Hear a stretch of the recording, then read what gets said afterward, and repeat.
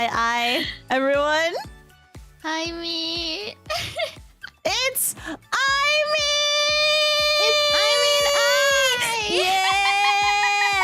and I. Let's go. In the club. Yeah. In the club. In the club, we all fam.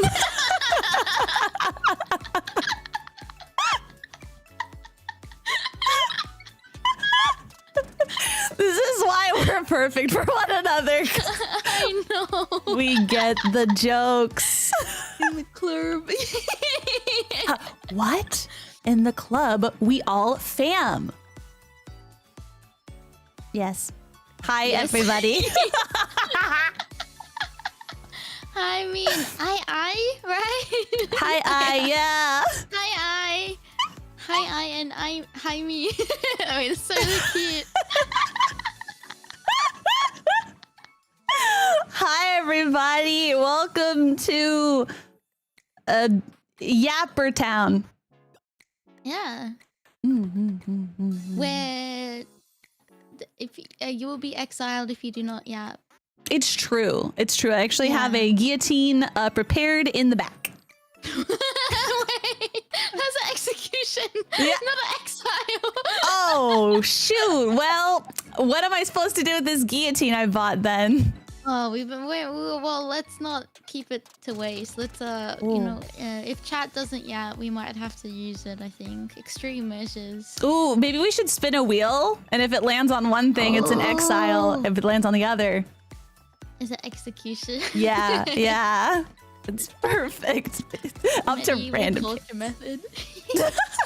Yeah, there you go, there you go. What else starts with the same sounding word that maybe we can add onto the wheel?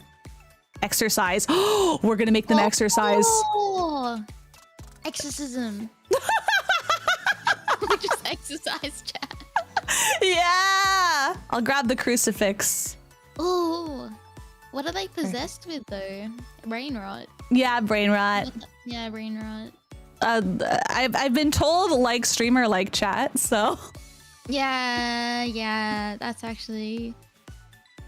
You know, I want to say, although I'm a massive Shadow fan, but I have to say my chat definitely does enable me to continue yapping Shadow in the most like unlikely of situations. Really? Wait, what do you mean most unlikely? Like it'd be, I don't know, just like any type of like any other stream that isn't Sonic related, and then it's like Shadow would do this. Shadow would just use a gun if he was. Wait, that's so great. Do they use it as like a way to get you to do things? Like, hey, I mean, you can't be scared. yeah. Shadow wouldn't be scared. Yeah, you don't want to disappoint Shadow, or like you know, I said this one thing to chat. Yeah, jingle the keys. That's right. I said this one thing to chat. I'm really bad at taking like compliments or like taking you know like nice things that chat say. And I said the only reason I will take it is if the voice actor of Shadow the Hedgehog told me to accept the compliment. So, yeah. Has anyone gotten you like the voice actor of Shadow to like say anything on like that one thing? Not yet. Chat, what the fuck? Why are you sleeping? Why are you sleeping on this perfect opportunity? Because then if I start doubting myself or doing something, they'll be like, "I me, jingle jingle."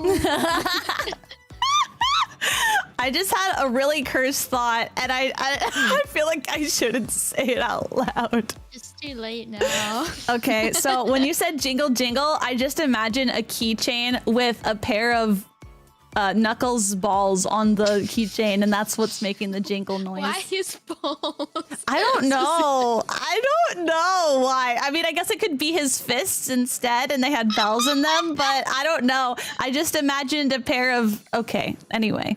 Knuckles! I don't know why Knuckles, okay? Specifically Knuckles. Specifically Do you need to tell us something, Knuckles. Ai? Do you like Knuckles? Listen, I like the brooding type, okay? I like the brooding type. But Yeah, you... go on. No, But you get legit, that. I get it because I had a crush on Knuckles as a kid, Aw. and then I moved to Shadow. So You grew up and grew into Shadow. yeah. But Oh, I it's can beautiful. definitely see the appeal in Knuckles, honestly. So I think out of everyone, I think Knuckles probably appeals to me the most. Like, it's, I don't know, like he's edgy, but like he comes around, right? He's not too evil. I think he's just how would you say it? So like he's very gullible because oh yeah, this is where the brain rot starts. So like Hell yeah. He didn't grow up with anyone. He's the last of his kind, right? Yeah. He didn't have anyone to like teach him things. He just was like, be the guardian of the Master Crystal on Angel Island by yourself, and that's it. Oh my So, god, it's like Tigger. Oh my god, it is like Tigger, yeah! He's the only one. So he's a bit like does silly things sometimes, like I don't know, kind of siding with Eggman sometimes, but he's like really good-hearted. He's always there for his friends. So yeah, he doesn't have street smarts. That's right. Yeah, that's the he just is not a street smart kind of guy. I've seen a lot of clips of Knuckles from Sonic Boom saying some hilarious things. Honestly, Knuckles kind of like he's like the main character in that show. I feel like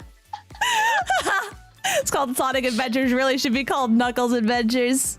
yeah. I need to watch it. I've only seen clips. It's pretty funny. You know, there's like a whole YouTube channel that like has every episode out on Oh my god. Yeah, I need to watch. Yeah, it's pretty funny.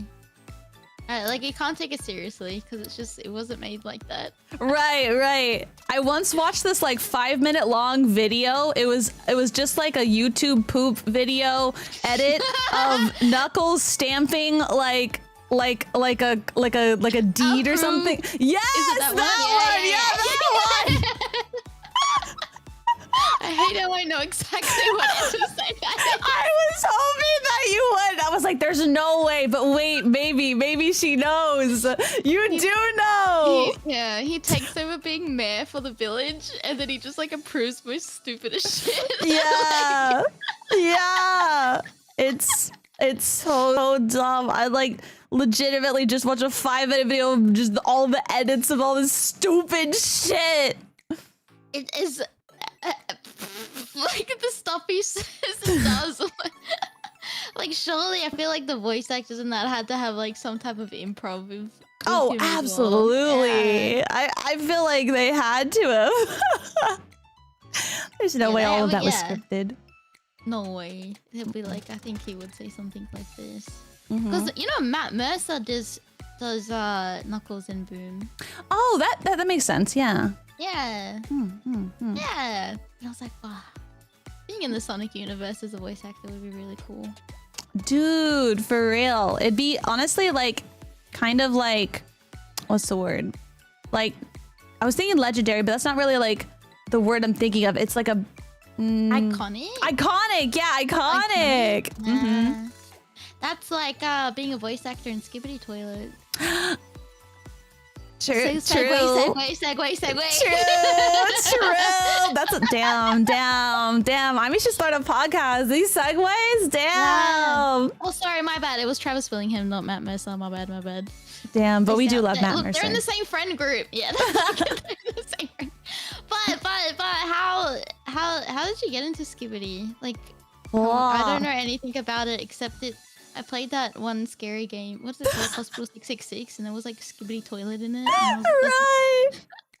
Oh man, I literally got into it because I was doing a brain rot stream and I was watching a bunch of like stupid TikToks that I like and I was showing them off to chat.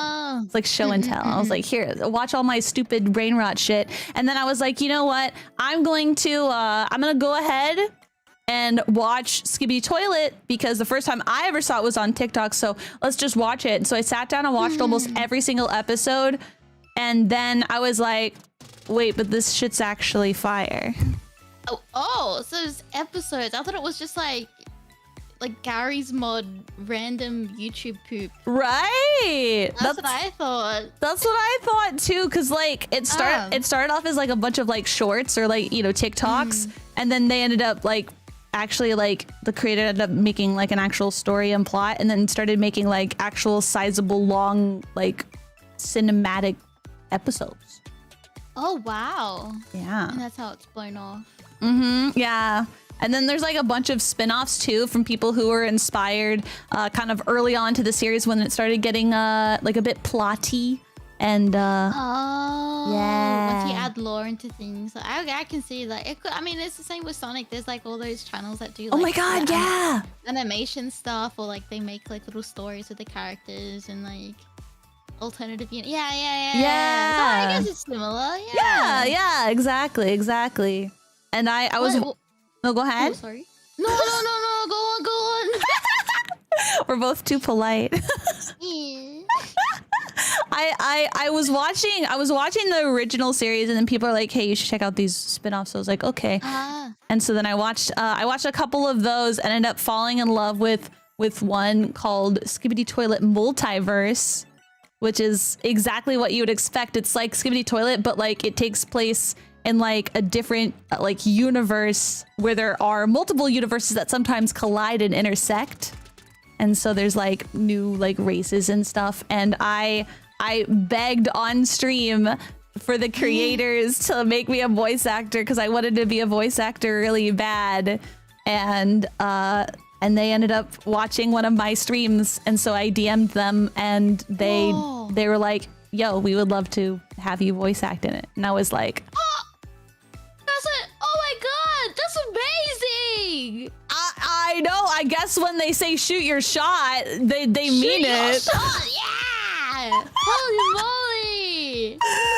Right? It literally happened like that. Like it wasn't like, it's not like I'm this huge like mega streamer or whatever. Like I'm just some girl who watches Skibidi Toilet. So the fact that I could have the opportunity was kind of crazy. Like what the heck? But for it to like even just happen, like people joke about it, but it's like the joke's on you because you actually got it. Like, you know what I mean? I know. Like, yeah, I mean, I've been trying to shill so much to get like sponsored by Sega, or even just some type of like thing with Sega. So like yeah. Yeah, so keep maybe it up. like I'll keep it up. I'll keep shilling.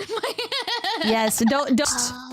Like you kind of get into it like a little bit, right? You kind of like get into it a little bit just by seeing all the silly shenanigans, but then it usually progresses.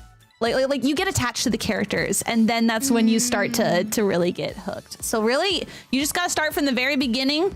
You gotta have your hee-hee and ha-has, and before you know it, you're rooting for some guys. I did a watch along with some friends at a hotel room like a few months ago, and literally all of them were coming in there and they were like squinting their eyes. They're like, I don't know about this. And then we got to like episode like 15 or whatever, and there were these big fights and stuff like that. And literally everyone's like, no, oh my god, what? Like they got invested. Oh yeah, so quick. Like, yeah. Okay. Because the way I see it is just like, oh, this is like Zoomer humor, but like, if I'm hypothetically a millennial, will I enjoy it?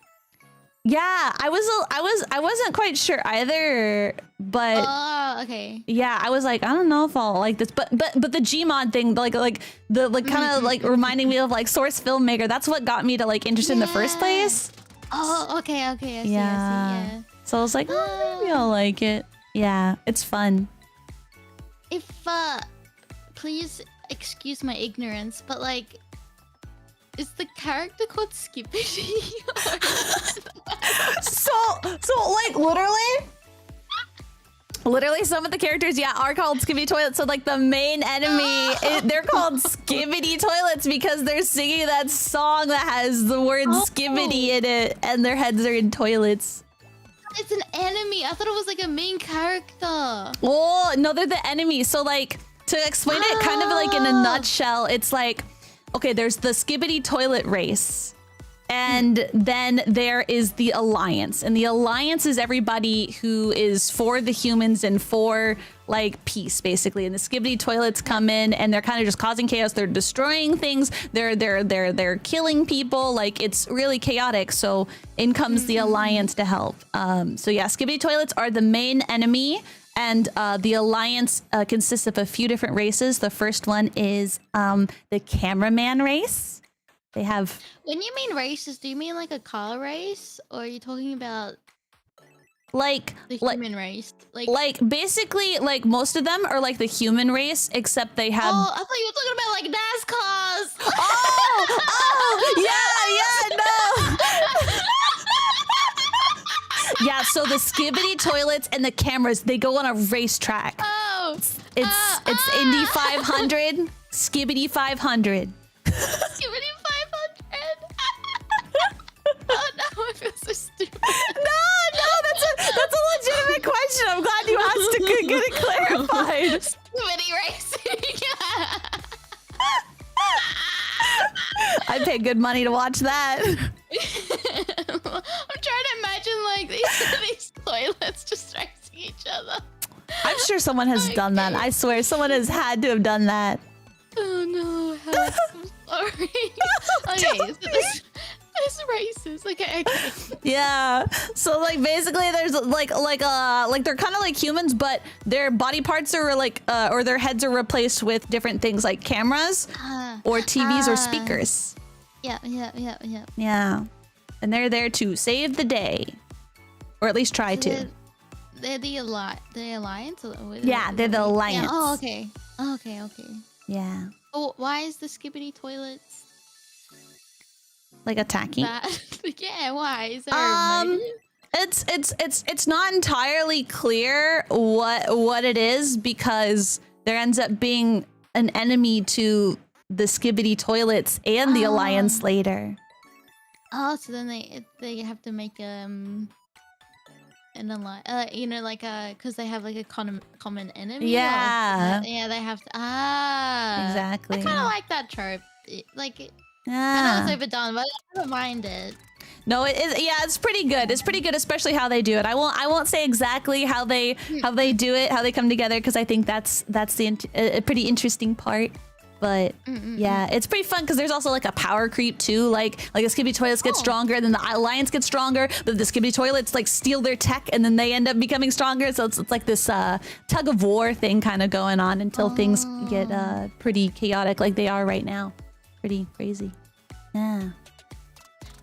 Is there games based on like, I guess it's fan games, but is there anything like official, or is it just episodes? I don't think there's an official game. I know that there's a tower defense game in Roblox that is Skibidi toilet themed. That's pretty fun. Okay. Oh yeah, I mean Sonic's got Sonic Speed Simulator in Roblox, so I guess that's like official with Sega. So oh, that's so cool. That's so cool. Yeah, I haven't played it because like I'm kind of, I don't know why I feel scared to try Roblox. I don't know why. It's so fun. I mean, we should play together. It's actually so fun. Oh, okay. Wait. Okay, we play Skibidi games and Sonic Speed Oh Simulator. my god, yes. Wait, we absolutely should. Yes. And teach me how to play Roblox, because I've been trying to play for a while, but then like I don't know, just never worked out. I tried it for the first time like a few months ago, and like before I didn't really I was like, I don't know, could it really be this fun? No, it's so fun. I'll show you like some of my favorite games. Some of them are so silly and fun, and then we can vibe. We can even play bingo in Roblox. I I love bingo. love bingo too. We can sit around, we can stand around, and we can play bingo. We can play bingo. That'll be fun. Actually, there was like there's this channel I do like watching. It's like, it reminds me of like the old school Let's Play channels that are still around. Do you know Oni Play? Yeah. Oh, okay, cool. Like they were playing some Roblox games, like horror Roblox games, and I was like, oh, this will be kind of fun to play with people. Yeah. Yeah, I feel a bit silly playing by myself though. If I have no idea what I'm doing though. I feel like fair. Roblox is you have to have like a group of friends or like a community to play with. Yeah.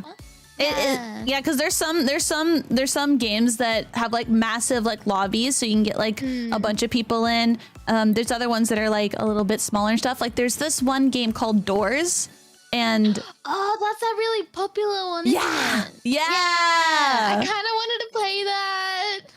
Yeah, I think they had a big update recently, so I haven't played it since the update. But we could play Doors together. I barely played any of it, so fun. yeah. Yeah, there's like it's like 100 floors or something like that, and then in between it's like boss levels. Oh man, really? Is it? Isn't that? Is it? Am I thinking of something else? No, is it? Maybe I've barely gotten very far indoors at all. I think it's like every floor has like you have to proceed to the next floor. There might be like 100 of them or something like that. So you gotta like find keys and like find some stuff. But there's like enemies. Yeah, and there's almost, like some things. Escape the back rooms, I think. You know, I never played Backrooms. Wait, we should. I played it with a friend, like offline. It's pretty fun, but like, some are pretty scary. But like, I tried to learn how to speedrun it a little bit. Ooh, like, really? Because I think to get rid of me, because I'm very scared. I get scared super easy. Like I'm actually a very big scaredy cat. But like for me to not feel scared with a horror game, I have to like look at a speed run of it. I'm like, oh, this takes the fear out of it. So I'm like, yeah, I can do this. This is not hard. Like I think if you make it challenging in that sense, like it takes away the fear. But I think playing it like for a first time experience, like just normally, is pretty fun as well. I'm excited. I've been meaning to. Oh man, have you ever played Phasmophobia? Oh my gosh, yeah, it's scary, but it's fun. It is scary and fun. I used to be really good at it back before like they kept adding updates and like they made it more difficult again. I've been wanting to try again, but I wanted to get together like a group because I can be scared but also be brave in a group. But if I'm by myself, then I'm just a fucking wimp. Yeah, I'm the same, because when I'm in a group, everyone's like, oh, Aimee, like you're venturing off and like doing stuff. I'm like, I'm trying to be brave for others. Yeah, exactly. They like take the burden. But then there's times of like I stand behind a lot of people and they have to go in first. Are you the van person a person who sits in the van? It's like I try not to be, but like good for you. Like, I try like if I'm like, oh, if there's like a group of 4, I'm like, all right, so I'll go in the house, but someone has to come with me, or like yes. Yeah. I understand that. I'm like afraid of the dark, so I have to have like a flashlight or be with someone with a flashlight. I can't do it. I freak out. Yeah, no, I get what you mean. Like I had like.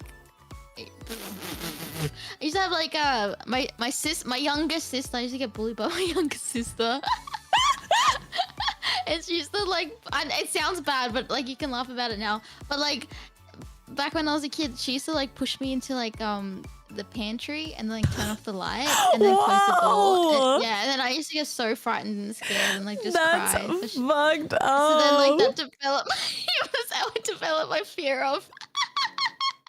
The fear of the dark. So like even living by myself now, I like have like a nightlight. I cannot blame you at all. I cannot blame you. It's scary. Yeah, because then your brain over processes and it's like, what's that over there? Like, is that a figure? What is it? And then you start like, what if someone's here and I can't see them? Or like, yeah, it's always like that fear of the unknown. So yeah, I get why the dark is pretty scary. Yes. Yes, it's so spooky. And like they say that like the human brain like makes faces out of things. Like yeah, so like you can convince yourself that there's something there even if there's really not. Because as soon as you turn the light on, you're like, oh, it was just like clothes that made it look like right. Yeah. It's so scary. But when there's dark, when there's how am I trying to segue this? When there's dark, there's light, which creates shadow. True. Oh my god, are you guys hearing this? I'm a fucking pro. Oh my god! Start a podcast. Holy I know. shit! We should. It could. What could? Our names are so similar. We kind of could. Oh, dude, that's so true. What would we even call it?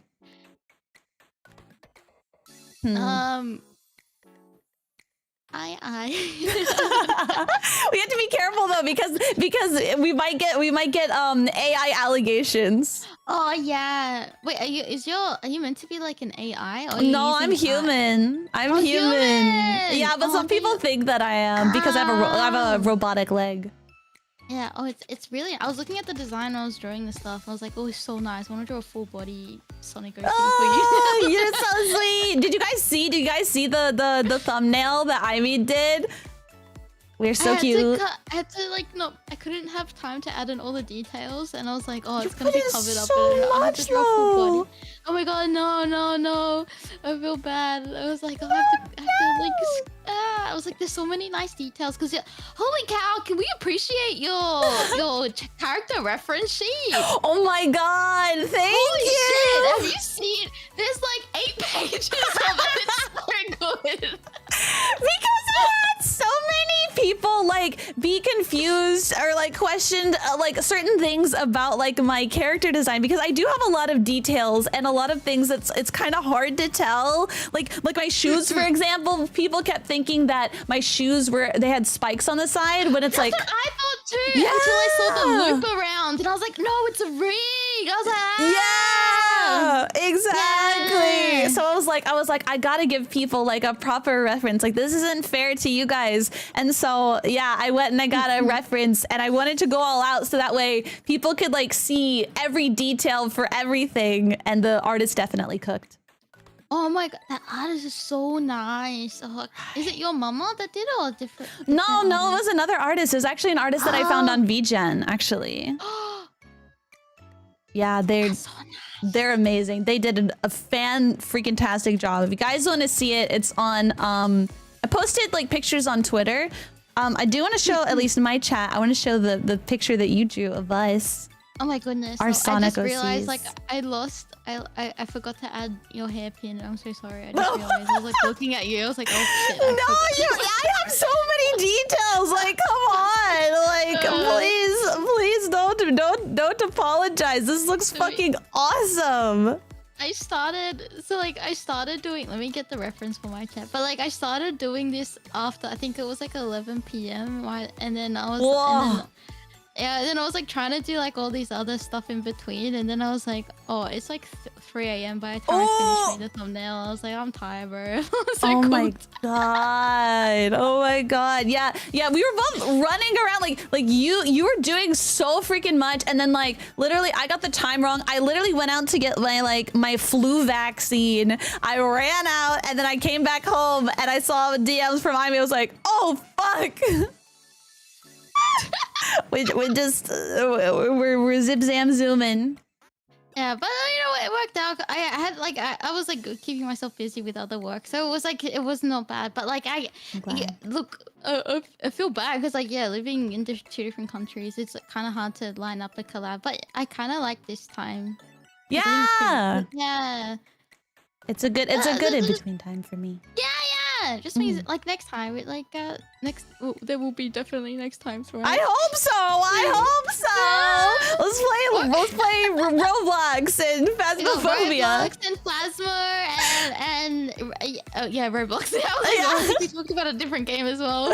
Yeah, I was like, I feel like there's something else. Also, like if you ever want to watch Skibidi Toilet on stream or just casually, I will always join you. I'll always join you. I would love that. And then in exchange, we can do some Sonic stuff. Because I can. Yes. Or if you ever play a Sonic game. Ooh, I will be there. Are you into like platformers or like 3D? I'm games? terrible at platformers. Okay, me too. Okay.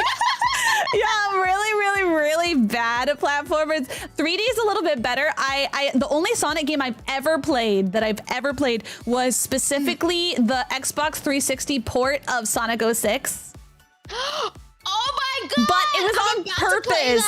It was on purpose because I wanted it to be really janky and bad, so I played that one. Oh my goodness!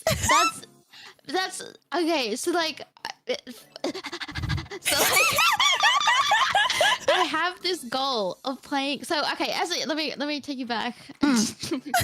You might be wondering how I got here. It all started back when as a kid, I was so into Sonic. It started off like seeing Sonic at my family friend's house who was playing it on the Sega Saturn, I think. I don't know what game it was. It might have been like Sonic 3D Blast or something. And then that's how my first introduction. And then I got given a copy of Sonic Battle, which is a 2D sprite fighting game on this Game Boy Advance. Oh, cute! And then around the same time, Sonic X came out on TV. Oh my God, Sonic! I fucking love Sonic X. Gotta go fast. Gotta go fast. Gotta go faster. Faster. Go. Yes. That was like my whole personality for so long, right? Like that was like, but I didn't, because I was still young and the internet was still kind of like dial up back then. So I was kind of like, I don't know. I thought I was like the only Sonic fan in the world because like I couldn't interact with people online because I was like little, but like I was also like, you didn't know how, like you didn't know that you could like go online and talk to people, like find forums or YouTube and things like that. You know what I mean? So like it's so different now. And then I got a Wii, and then we played, like my family and I, we got Sonic Unleashed, and that was my other introduction to Sonic. But then that was it. Like that's all I had. Dang. I didn't have like I didn't have like anything else. I didn't grow up like with the like GameCube or Dreamcast or like, you know, those type of things. So I stopped. I don't know. I don't know what happened. You know when you get in phases and then out of phases? So like I dropped out of a Sonic phase because I think I got introduced to anime. And then last year I got back into Sonic, and it was because I heard one of the songs from Sonic Frontiers, and I was like, what the fuck? This is so good. And it's called Unbeatable. It's from Sonic Frontiers. It's so good. You know, have you heard of Sleeping with Sirens? I'm not. Band? I'm not sure. Wait. Is that a band that does a bunch of Sonic songs, right? Yeah, I mean they did for Frontiers. Yeah. Yeah, and then I heard they're like I guess like a screamo rock band, punk rock kind of thing. Yeah, and then One OK Rock, my favorite Japanese band, did a song called Frontiers as well. And I was like, oh shit, I'm sleeping on this. What the heck? Damn. So then I went back into the Sonic rabbit hole, and then I just went like absolutely insane, like brain rot. I think it's been like 12 months now. Yo. Just consistent brain rot. It doesn't look like it's slowing down. But I made a promise to myself to play every single game I couldn't play when I was a kid. Aww. Yeah. So then like that's why I think I'm up to like my 7th or 8th game now. In the past. Damn. Great job. Yeah. That's so many. Like yeah. There's so many more to do. Like True. So I feel like a veteran fan, but I also feel like very new fan because I never got to play like all of the because every time I play something, it's like, oh, this was my childhood game. I'm like, oh, I wish I could experience that. I could never, but it's kind of nice having it as like. I think as a kid, I would be too stupid to play Sonic games, but like honestly, yeah, I feel that. I had like a cousin who had like a Sonic game, and like I played it like on their Game Boy Advance, and I just kept dying, and I got really confused and frustrated. I was like, man, I can't with this. Yeah, but like as an adult, you kind of like now like, oh yeah, I've got like better motor functions and like I don't know about puzzles because sometimes it's still so stupid with some of them. But like, same. I'm terrible at puzzles. Oh god. I mean, they come in few and far between, but like still, like sometimes it's just not like oh bro. But like I think in general, like Sonic games are really easy to get into. It's just like there's always like a learning curve, but then like halfway through the game, you're like, oh yeah, I know exactly what I'm doing. That's good. That's good. See, okay, so are you saying that your design isn't inspired from Shadow? No. So like that's crazy because I saw you and I'm just like clearly like you love Shadow, like it's painted all over you. No, and I get like, oh, everyone's like, oh, she looks like Sage from Sonic Frontiers, but like, I mean, I think can we talk about our ex-corpo for a sec? Yeah. Oh, okay, yeah, because I was born as Ivy in corpo. I didn't have like it was already like predetermined what I was gonna look like. So then it wasn't. It was impossible for you to have. Then it was just fate. Yeah, I think it was fate because like as soon as I got it, like and I saw the design, I was like, oh shit, I'm vibing with this so hard, and they were like, so good. Like, I think like with if I got any other one, it wouldn't have worked out. It just wouldn't have looked right. I think this was just meant to be, honestly. That's amazing. Oh my god. I was convinced that it was made with you in shadow specifically in mind.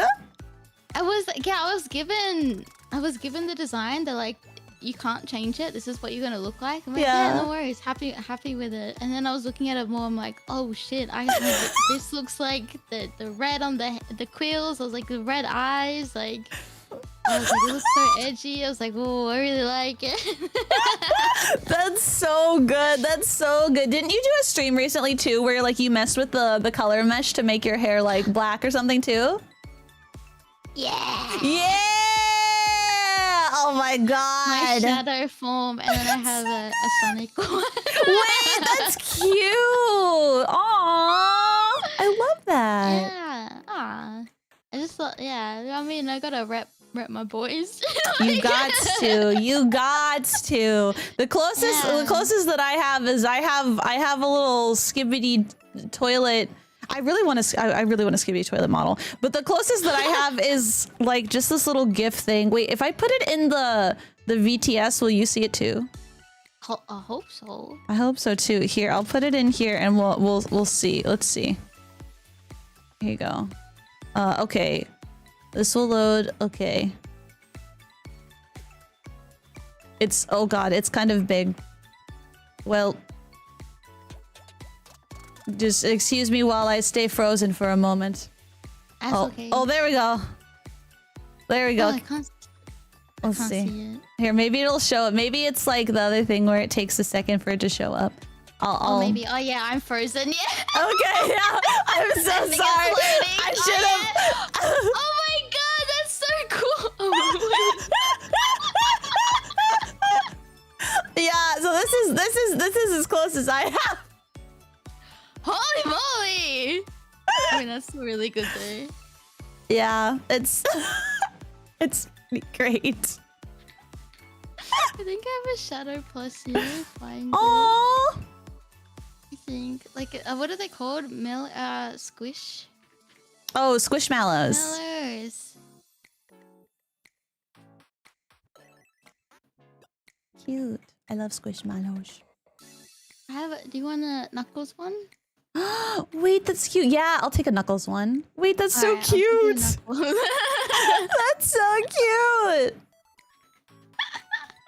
Holy. How do I put it on you though? Can you grab it? Oh, I don't know. Can I? Let's see. Is there a thing that I can do? Hold on, let me see. Maybe you can stick it to my body and it'll stay though. Maybe. Oh wait, I forgot. We're on different parts of each other's. Well, I love him. Let's see. Where do I put him? Which side are you? I'm like a little bit. Yeah, we're in similar spots. I'm just in a slightly different spot from you. Yeah, like there you go. Perfect. No. Oh wait, go back. Wait, do you want it on your head? Yeah, put it on my head too. Is it at the front? Yeah, I don't think it's gonna. It's not at the front for me. It's like behind your head. Oh wait. Send it over Discord. Send it over Discord. Oh yeah, good idea. And then I can stick it to my head. Yeah, I didn't even think of that. So clever. Nah. Yeah. But yeah, I think starting off, I reckon if you were to like play a Sonic game, I highly recommend starting off with like Sonic Adventure. Okay, Adventure. Yeah. Okay. Yeah, I need to try one, honestly. Like truly try a Sonic game. I've only ever heard good things about it. Well, good. Because I mean, look, there's always like jank stuff. There's always like there were like in sometimes like weird, I guess, like phases in some aspects, or like there were certain circumstances where like the dev team were forced to be rushed, or like they, how would you put it, like I think Sonic team didn't have like budget, or like they were forced to do things that was like very, I don't know how would you say it, but like, yeah, they were like kind of forced to do things. Forced to do things. But maybe it's more budget and timing, I think, was like the main factor for like a lot of the jank, like early on jank. Yeah, in Sonic games. So, oh, that's really cute. Yay! That's so cute. Our boys. We're matching with our boys. We're matching with our boys. I have to say though, like Knuckles, the Dan Green Knuckles is probably my favorite Knuckles. Oh my god, yes! I love Dan Green. God damn, he's such a good voice actor. Yeah! I mean, it's like a lot of people's childhoods. Even like with Yu-Gi-Oh! Yes! Yes, Sonic. I was a huge fan of Yu-Gi-Oh! A huge fan of Yu-Gi-Oh! Me too. Did you have a favorite character, or like? Oh, I have a few. Yeah, yeah. But I think my tip top favorite is Merrick Ishtar. Yes, I love him. And like, God, he's just so perfect, and I just want to smush his tiny little body up into a ball and just hold him and I love him. Merrick's pretty good. Yeah. Actually, I like all of the characters. I mean, I like all of the characters in Yu-Gi-Oh! Did you watch it? Yeah, I was huge into Yu-Gi-Oh! I was to the point. I remember I got Yu-Gi-Oh! cards. Me too. Yeah, but when I was a kid, my mom thought they were bad cards, No! so she burnt my Yu-Gi-Oh! cards. She burned them. Yeah, she's like, look, it's not burning properly. That means they had like something bad inside of it. And then, as getting older, I was thinking about, I'm like, they probably didn't burn properly because they were foils. Yeah, exactly. Yeah, I'm about to say the freaking foils in there. Foils. But then I got older. I started collecting again and that. So yeah. That's good. Yeah, I mean, yeah, that's kind of funny. But like, I think I feel basic, but I think Yami was like my favorite. Oh, but he's so hot. I get it. I get it. Sucker. I'm a big fan. No, go ahead. Oh no! I just remember like arcs of like when Yami was it Yugi was like stuck inside Yami or something. Yeah. Something like that, and he was like the main character for like this whole arc. Oh, and I was like, that was awesome. Yes! That was an awesome arc. Oh my god. It was so good. I was like, yes, my boy. But like, I don't know, looking at clips now from back in the day, it's like kind of funny, like the 4Kids stuff, but it was so good. I would have to say probably Kaiba is my favorite as well. Oh my god, yes, that's what I was about to say. Kaiba as well. Holy shit. He's such a fucking dick, but like he's so... I just love him. Oh! It's ridiculous, but like he's not like that in the Japanese dub. Did you know that? Like, I believe it. He's not. I mean, he's rich boy arrogance, but he's not like. He doesn't say like stupid stuff. That's so funny. 4Kids really just took it and ran with it. Like, well, you know, 4Kids created the Shadow Realm. Yes, yeah. I learned that, but I didn't learn it until I was much older. I was like, me too. What? The Shadow Realm never existed. It was just a way for them to say that they went somewhere because they didn't want to say that they die. They die. Yeah, exactly. It's like, oh, that's why you get sent to the Shadow Realm. My favorite is we're on top of this, you know, like 20-story building, and if the glass breaks, then you fall into the Shadow Realm. And it's like, I don't think it works like that, but okay. Yeah, okay, sure. 4Kids was wild. Like they changed a lot of everything. Like censored a lot of stuff, which is crazy. I know. Like I have a love-hate relationship with them because I love all the crazy stuff that they've done with the dubs, like good old Yayo dreaming, don't give it up Luffy. The lollipop instead of the freaking like cigarette. Yeah, it's like so funny, ridiculous, but also like I feel bad for the shows that they did bastardize. Yeah. Like Tokyo Mew Mew with Mew Mew Power was Tokyo Mew. And like magical Do Re Mi as well. Like Oh wow, that's wild. And like even like Sailor Moon, because like even the the names and that, because when I was really into Sailor Moon when I was a kid as well. Serena, yeah. And I was like, where, like, and then you watch like, and then you learn about like, oh, how there's a Japanese dub, and you watch the Japanese dub. I'm like, why aren't they called? Right. How it was like hard, and you realize like, oh, we've been duped. I know.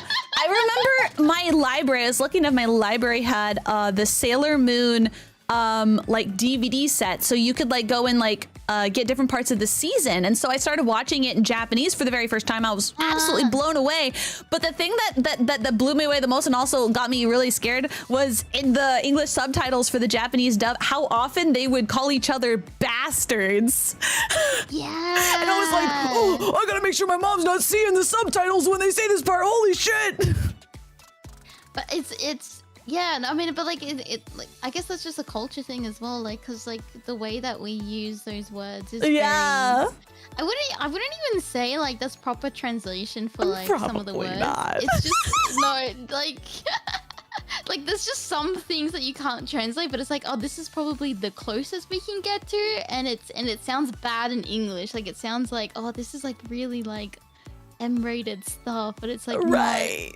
Yeah, but it's kind of not. But it's just because English is weird, or you know, just gotta make that scene intense. Just throw a few B words in there, and you got it. Everyone's serious now. Yeah. Yeah, but it's kind of fair. I guess it's a lot of people's childhood, just like that experience of like, watching 4Kids dubs and then realizing like, wait a second. I didn't actually eat jelly donuts. Excuse me. Classic jelly donut slides. Oh man. Oh my god. I remember I like think Pokemon got it worse. Oh yeah, Pokemon absolutely got it worse. Like, oh, like the amount of edits. Like what did they edit? Was it like a freaking like giant onigiri? They edited into a giant sandwich rolling down a hill. Something, yeah. Like there was a lot of food and cultural things that they just why I don't know. I was thinking like why are you censoring culture? Like I know. Like oh, because kids wouldn't understand. It's like, but you're it's making them ignorant. Right. Right. That's crazy. So wild. That's true. Sonic X. Yeah, I don't know what they changed in Sonic X, but that was also a 4Kids dub. Sonic in Japanese says shit a lot, so I guess like yeah, he was a bit cheeky because he was like the Japanese Sonic. He would obviously speak Japanese, but then he would chuck in like a few English words, and a lot of the time he would say like shit. Ain't no way. There is. I have to find clips of it. You're gonna have to. The official Sonic the Hedgehog channel, I think in Japanese, they release all of the episodes for Sonic X. Really? Yeah. I have to find clips of it because they're resurfacing a lot as well, and they're like picking like because even characters between like one of the hugest debates over like is like the character Amy Rose, right? How she's very clingy to Sonic. Oh, she's yeah. like very, you know, like I'm gonna marry you and you can't say no kind of personality. But she's kind of not as intense in Japanese as she is in English. And like people are like comparing how she's just more like caring and like she just gets worried a lot. Aww. For Sonic rather than just like, you know, I feel like that's a culture thing too, right there. Like I feel like there was a lot of characters, at least like growing up, I remember a lot of characters who were like more clingy towards like the guys or whatever. And that was like it's acceptable. like quote unquote romantic. Yeah. So maybe original Amy just wasn't romantic enough for the English speakers.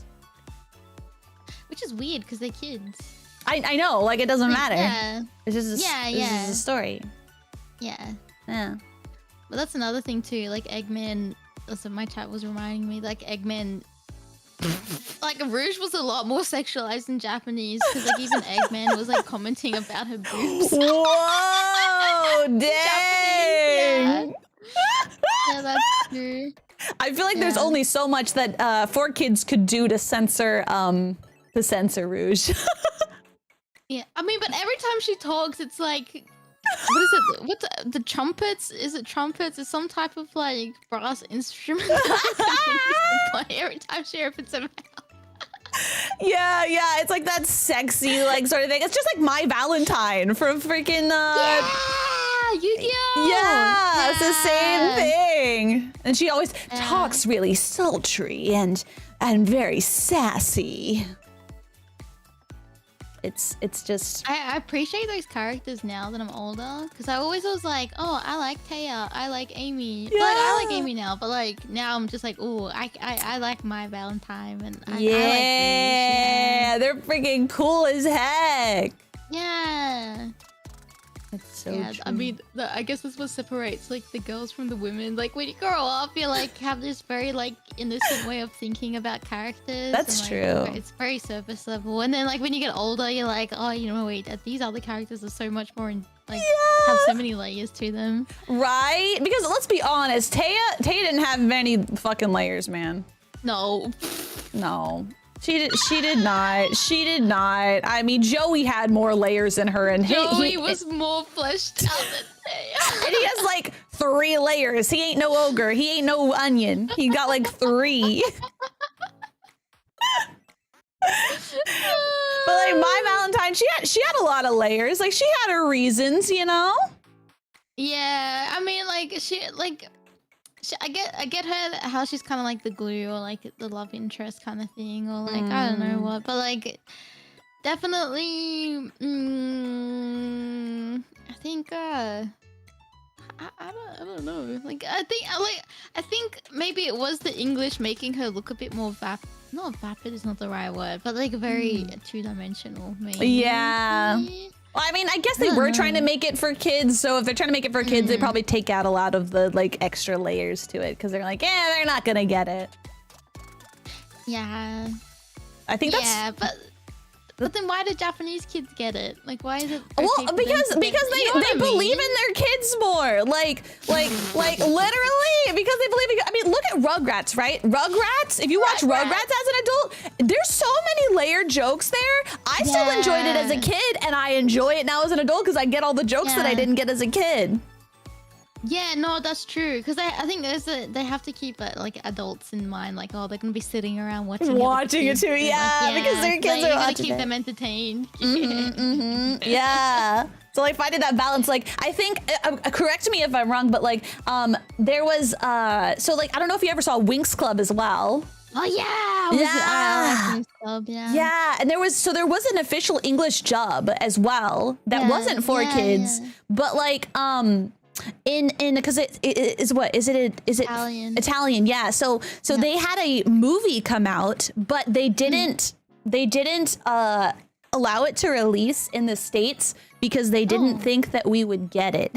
And Oh, okay. But I can't really blame them considering we got the 4Kids dub of Winx Club, and I'm sure that that's watered down to heck and back. So I was like, you know what? At first I was like offended, but now I'm like, maybe they were on to something.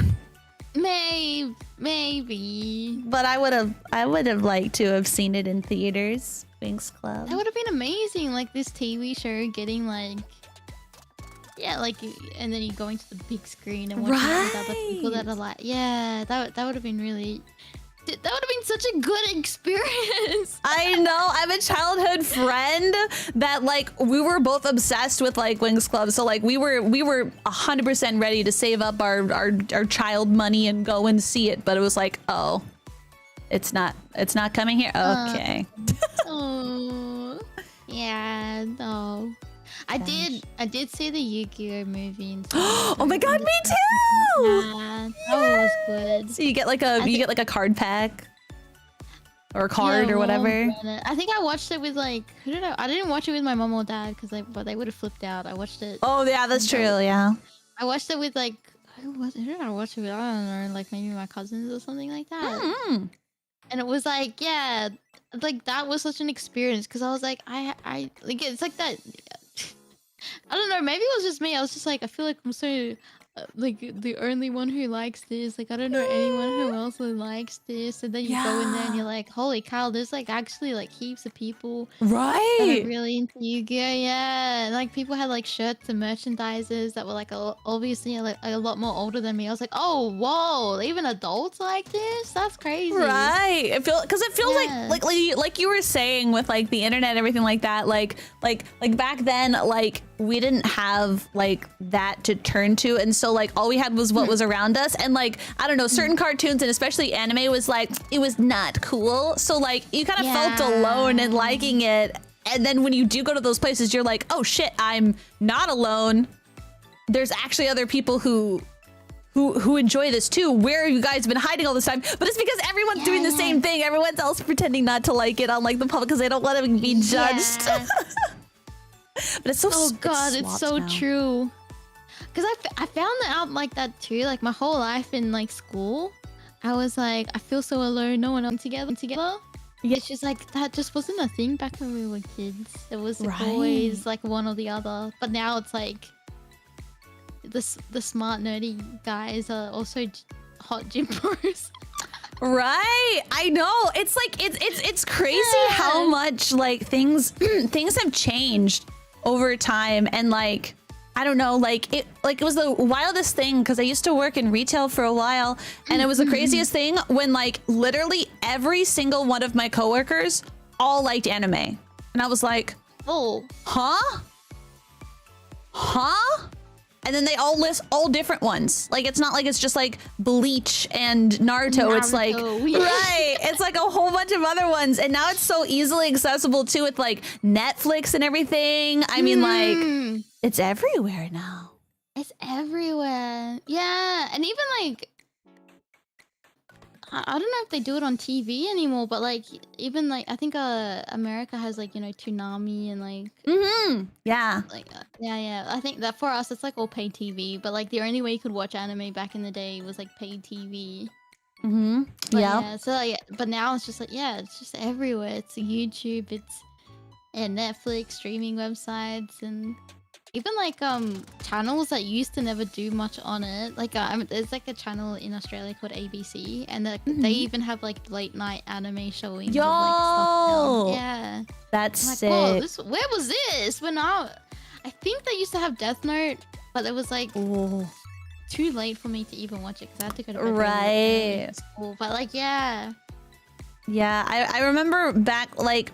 So I didn't have like cable or anything like that growing up. And so whenever I would see like any anime or whatever, it would be like if I was visiting like a family member's house who had it and I was up late like watching Adult Swim and I was like, oh my god, I'm watching Inuyasha. Holy. Oh my god, me too. I used to do that too when I used to stay at like a cousin's house that had it. I'm like, oh my god, that's a living the dream. Yes. Like, why can't we have pay TV and watching our show? And then when I got like wow. a little older, I moved and we went into an area where we could afford to get cable. So we got like cable, and there was like what's it called? It was like an anime network, and it was like, I don't know, an extra $15 a month or whatever. So I took money. I gave my parents $15 a month so that I could watch it. And I was like, let's go. I felt like I was living the dream. Whoa, that's so different. That's so different now, because it's just everywhere. Yeah. Whoa. Yeah, it really is. We ran so everyone else can walk, honestly. Y'all are welcome. Yeah.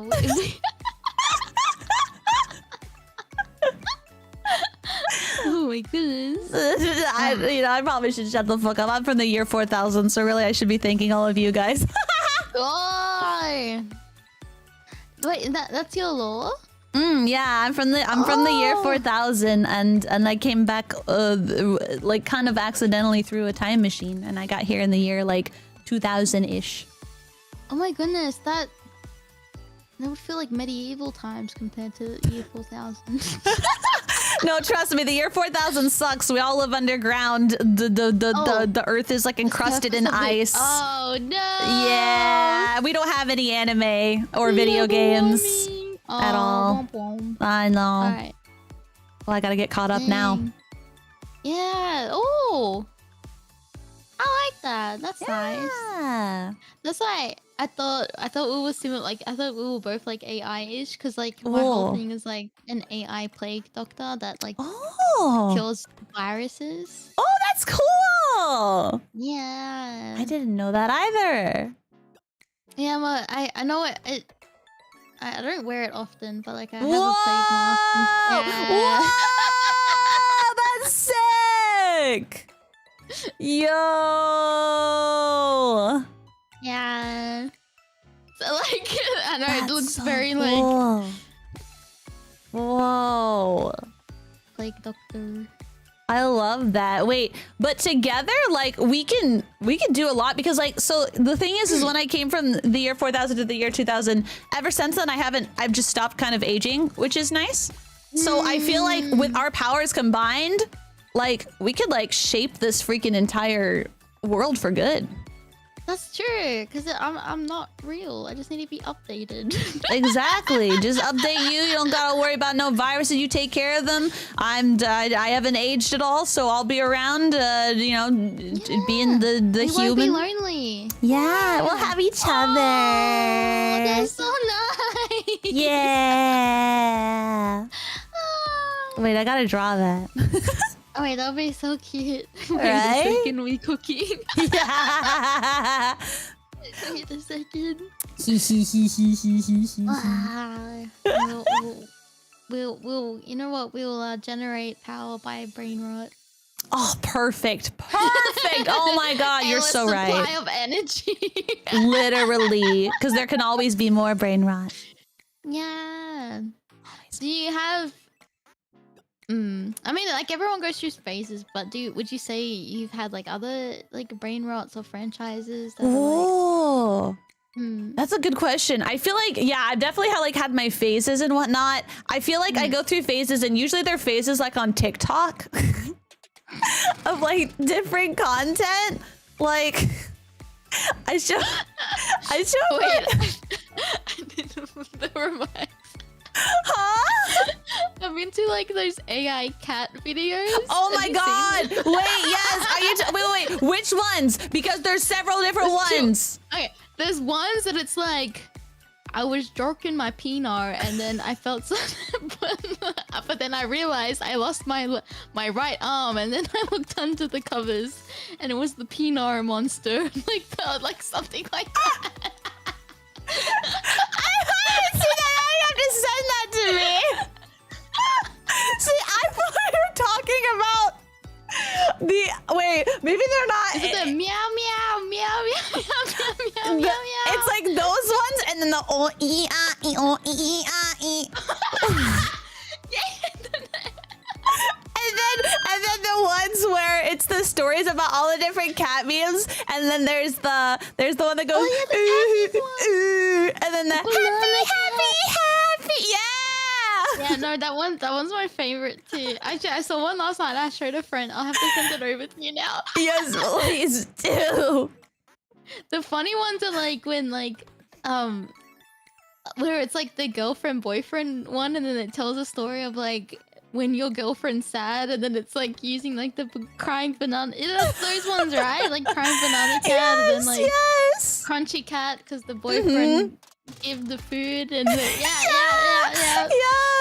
Those are so good. I saw one where it was like meeting up with your online BFF, and like it was showing them going throughout all the phases of like traveling there and seeing them, but all in the cat meat. Yeah, that's so good. Oh my god, the cat meme ones are the best. Have you seen the Mulch Gang for Life ones? What's that one? The Mulch Gang for Life. And I don't know how do I describe this? Maybe I haven't. What is that? Oh man, I'll have to find it. It's so specific. It's so hard to describe. It's really hard to Mulch Gang for Life. It's like these little videos of like dogs and cats and talking about eating mulch. And how that makes you mulch is like what people put in like mulch is like another kind of fertilizer. Oh, yeah, it's hard to describe, but it's very cute, and the videos always end with Mulch Gang for Life. Is it poop? One could say that mulch is poop. Yes. It's mulch poop. Okay.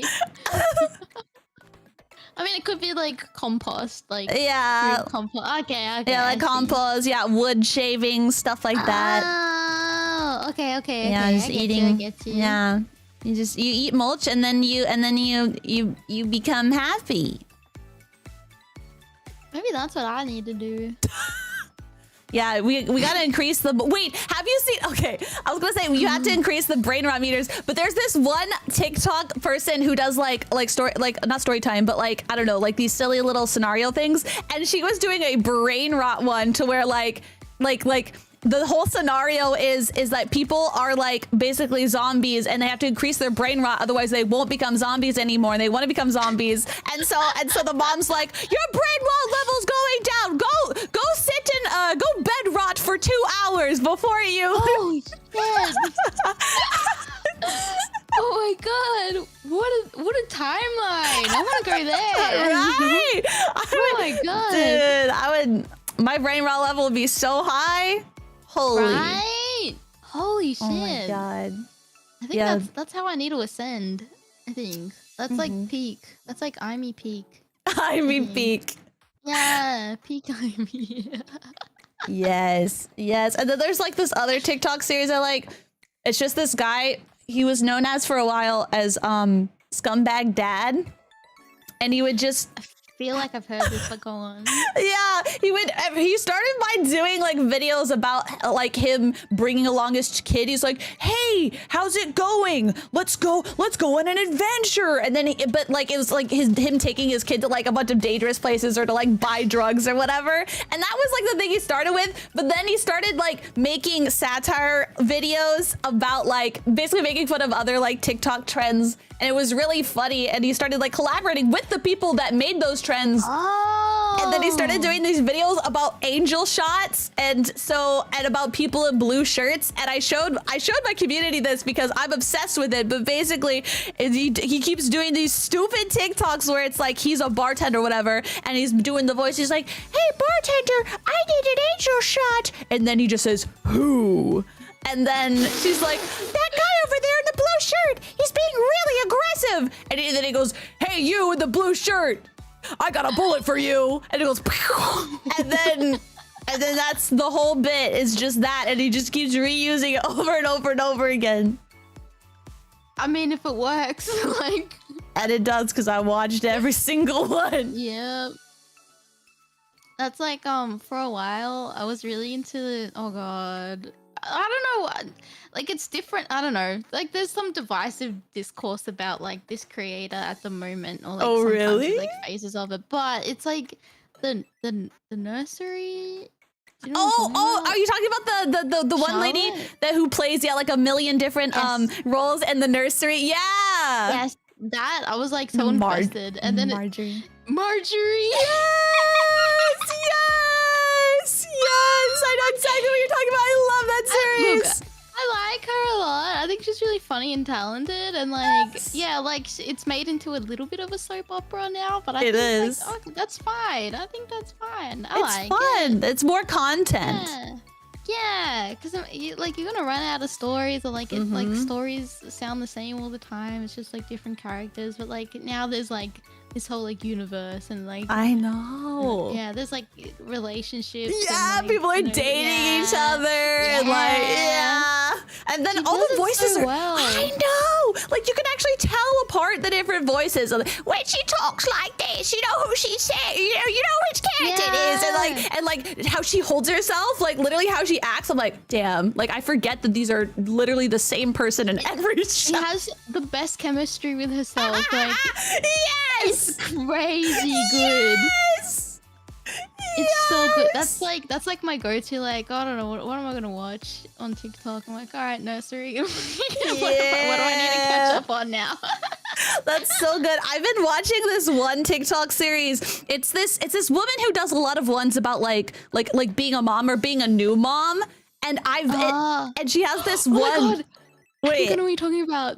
Go on. I think It's the one about the girl who right now the series that I'm paying most attention to by her is one where she meets this guy at a park. the park. Yeah, the park. Yeah. And then the episode that came out like three. Have you seen the one that came out like 3 hours ago? No, not today's one. Oh, okay. When she talked to, the last one I saw was when she talked to, sorry, this is spoilers chat, but like when she talked to the husband going like, oh, I met the wife on a run. Yes. Yeah. So okay. For context, I'm so glad that we watched the same Holy shit. That's great. So, Oh my god. So chat for context. So the story is it's this one lady and she plays all the parts, by the way. Amazing chemistry with herself. Holy shit. But she plays, so it's basically it's this lady and she has a kid, right? And so she's going to the park and you know, she ends up seeing this dad that's there often, so they end up chatting and stuff like that. And nothing's going on between them. They're just like, oh great. And then he's like, oh yeah, I have my wife. We should all you know, get together sometime. So they do. They get together. It's like it's the girl and her husband and then the guy she met at the park and his wife. But the wife is super duper standoffish, doesn't even like say hi to her. Super weird, kind of a bitch. And then when the two guys start talking about like something, she gets super Robotics, I think it was. Oh, yeah, robotics. She gets super into it. And then she's like, what the heck? And then she's like, okay, well, I don't know. Maybe she's just like shy. I don't know. But like the thing is like, it's just been a little bit weird. And then she sees her on a run and she was like barely said a single word. I think she said like 2 words ever. Just super standoffish and weird. Yeah. And I won't say anymore because there's been 2 episodes since you've watched. So literally like one got posted 2 days ago and one got posted like literally 3 hours ago because I was literally like taking a piss and I was watching the latest episode a few hours ago. And I was so excited because I refreshed it this morning and I was like, I want another episode. Oh my god, It's that's good. crazy. I feel like I've never met anyone that watches like those little series stuff as well. Me Like, too! I haven't either! I was like, is this my window into like being a normie, just watching these? But I don't know. Is it normie? I feel like I don't know. It's like so Right. specific, and I like to watch the Sephora, like the girls who are like, stop the makeup Sephora girl. yes, Oh my yes, yes. Oh my god! I watch 2 girls. I get them mixed up sometimes, even though they look completely different. But I love them. There's like the darker haired girl. She got like brown hair. yeah. That one I watched. Yeah, that one's nice. I love it when they like get on my like on the For You page. I'm like, oh my god, the algorithm. Yes, that brings you back. Oh my god, I love it. I love it so much. good. What else have you been watching, brain rot wise? Um. Oh, this feels a bit stupid. No, Okay, please, so please tell I don't me. know if it's like brain rot, but it's like kind of all I can think about for a while, like this week, just because I'm like a little bit intrigued. Ooh. So I started playing Marvel Rivals. Oh, yeah. Yeah. And there's like there's characters in it called like Cloak and Dagger, and like just by the I've never seen these characters before, and I saw them and I was like, holy shit, like their dynamics really cool, like gameplay wise, but also just like, you know, this light and dark kind of theme. And I was like, ooh, what is this? Like this is kind of up my alley. And like I looked into it. Apparently there's like a TV show on Disney Plus. It was like they got introduced like in Spider-Man, I think, and I was like, oh, okay. So I kind of went down the rabbit hole of looking into it, and like I binge watched the first season while I was having a while I was bedrotting this week. So like I kind of got into that, but then I kind of fell off of it. I feel like the season was shit. So oh no, that's so disappointing. You know when you start getting into like brain rot, and then you like you watch something, and then you're like, oh, it fizzled out like really quickly. I was like, oh, womp womp. Okay. Yeah.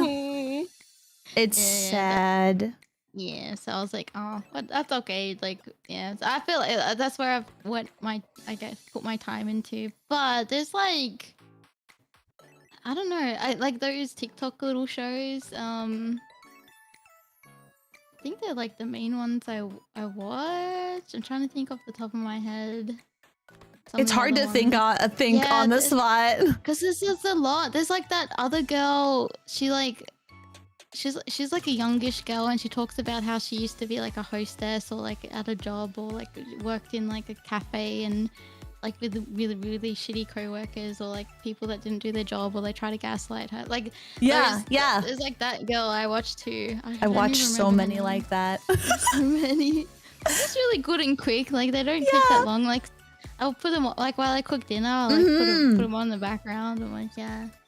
Exactly. There's actually some Sonic stuff on TikTok. Like, I don't know what it is. I have to find it, because I was like I saw like some clips of it, and I'm like, I think I know how it started, because I think it's meant to be like a Sonic EXE thingy. Oh. And I know that's huge, Sonic EXE, right? Like a lot of younger people like it.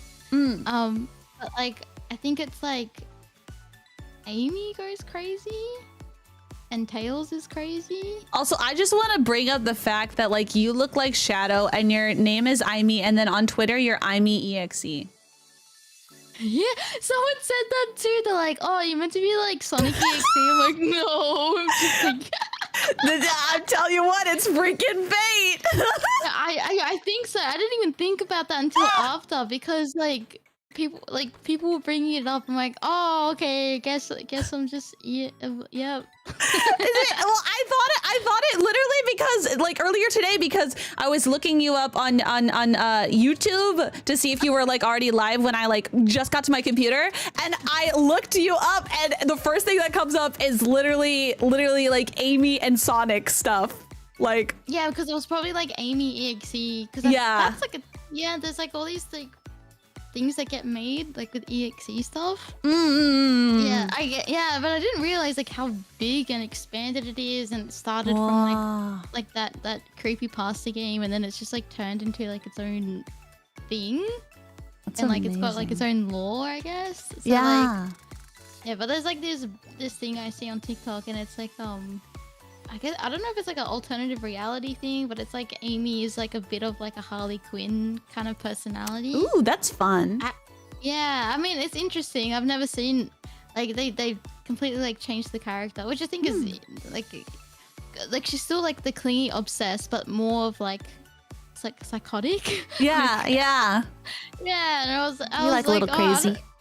Like really crazy, like Harley Quinn crazy, I guess. And like so fun. Apparently it's like really popular cartoon on YouTube. I just haven't looked into it. You should do a watch along sometime. Yeah, that might be interesting. Yeah. Actually, I'm starting to because Sonic's universe is not just like games, it's also like and TV shows. It's also got Oh, is it Rosie the Rascal? Maybe? I'm not sure. Sorry, I was looking into the chat. Yeah. But they also have like comics, right? And there was like Yeah, there's that's two right. sets of comics. There's like the Archie comics, which was made by a different guy. And it's like people like it, but also some people don't like it because of like the way that the writer has kind of I don't know, did some weird things with characters and put self-inserts in and put his own like daddy issues into the comic and things like that. So, like, I totally can't relate to that.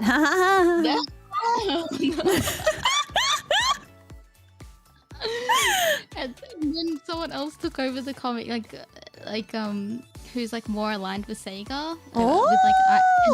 With like IDW, like so there was the Archie comics, and that's not canon anymore. And now it's like the IDW, which is all canon, and it's like, I think the story starts off with after the events of Sonic Forces, which came out in like 2019, I think it was. Oh, okay. No, 2017. Sorry, 2017. I think right, 2017. Please correct me if I'm wrong, chat. But help. no, but I think I'm getting my date. I hope my dates are right. But then, yeah, the comic came out after that, and then it's like the events of that whole. Yeah, so it makes it canon to like the games, and then it also has its own universe as well of like stuff that happens outside of games and characters that show up and that aren't in the games. And, yeah, so like someone's done like a dub of it. So I was like watching the first arc with that, and it was actually really good because I heard like some like weird things with the Archie comics, and I'm like, I don't know about this, like. But then like I watched the IDW, and I was like, oh wait, actually this is really good. Wait a second. Yo. I was like, I've been sleeping on this. It was really good. I feel like with Sonic you always have like so much like that you can consume. You know what I mean? Like no matter what you like about Sonic, like there's always going to be something in the community somewhere where whether it's fan made or official that's like really gonna get you like excited and pumped. Yeah, no, that's true. I think that's like why. Look, I've been on a lot of fandoms, and like, look, every fandom has toxic. Oh yeah. Members, I don't know how you would say it, but like toxic people in the fandom. Like Sonic is definitely not an exception, sadly, but like when you get to the side where everyone's really chill, it is like I would say it's like really welcoming. It's like encouraging people to join. Like I've had like obviously like experience like the shit side of it, like while I'm streaming and someone comes in and like, why are you so bad at playing the game? Like, I put an A rank on my first go when I was like 6 years old.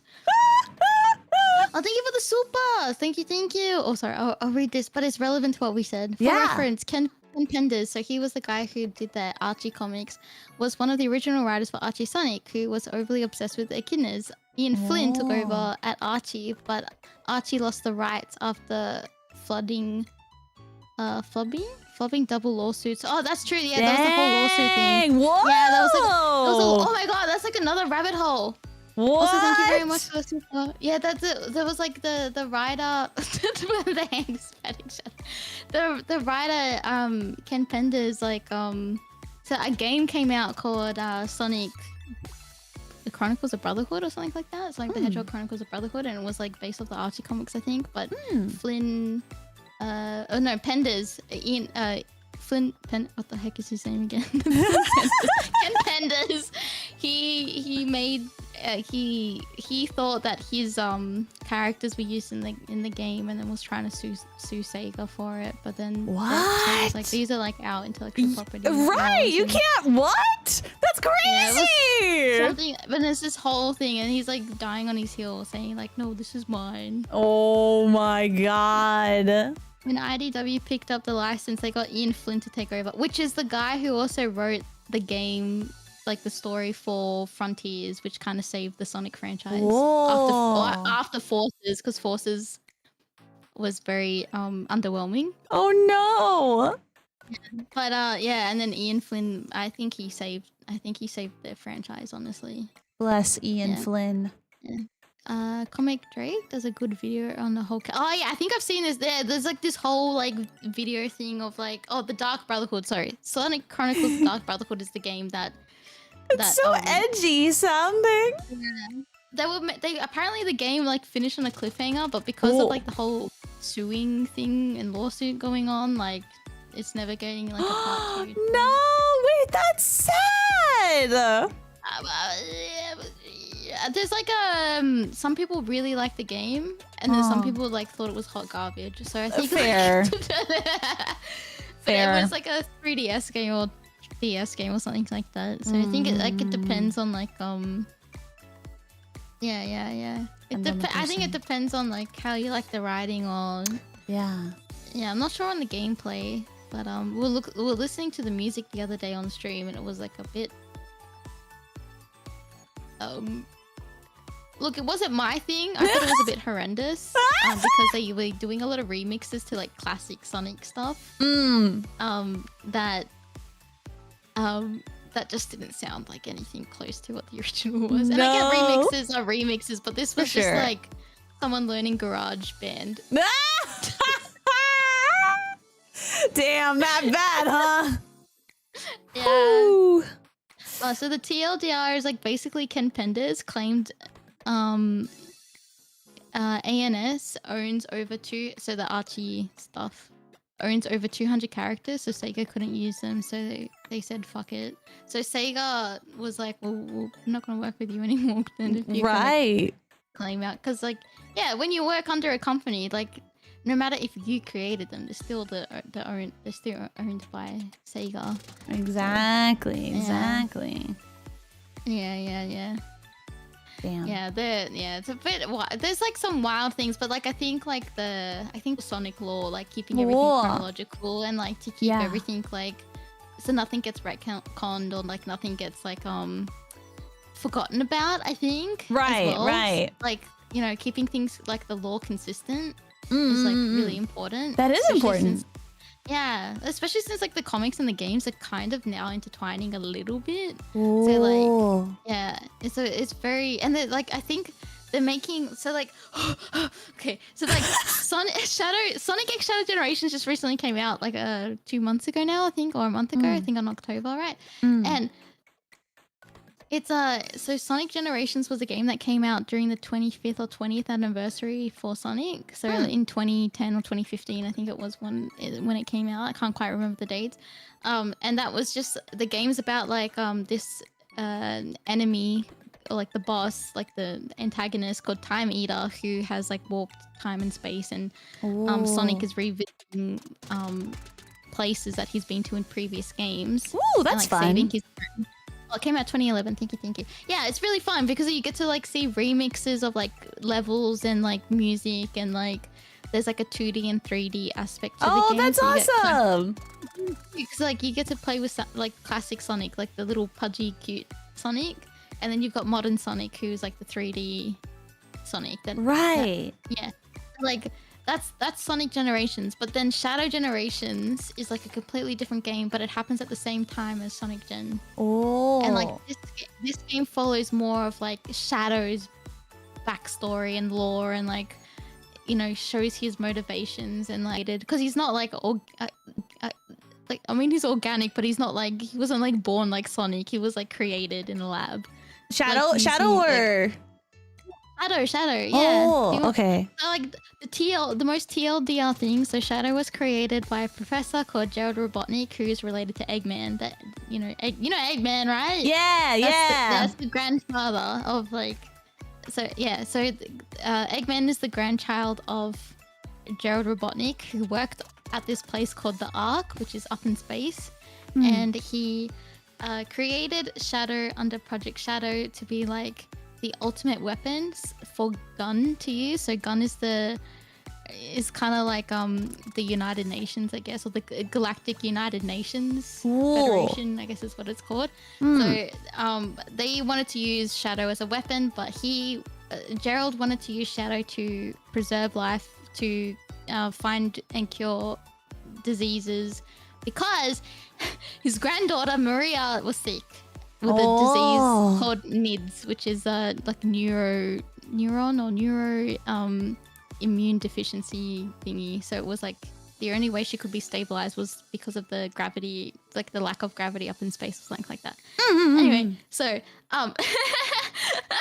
So that's why he created Shadow, but like all these other players wanted to use Shadow for different things, and like Gerald Robotic found an alien that he is called, the race is called the Black Arms.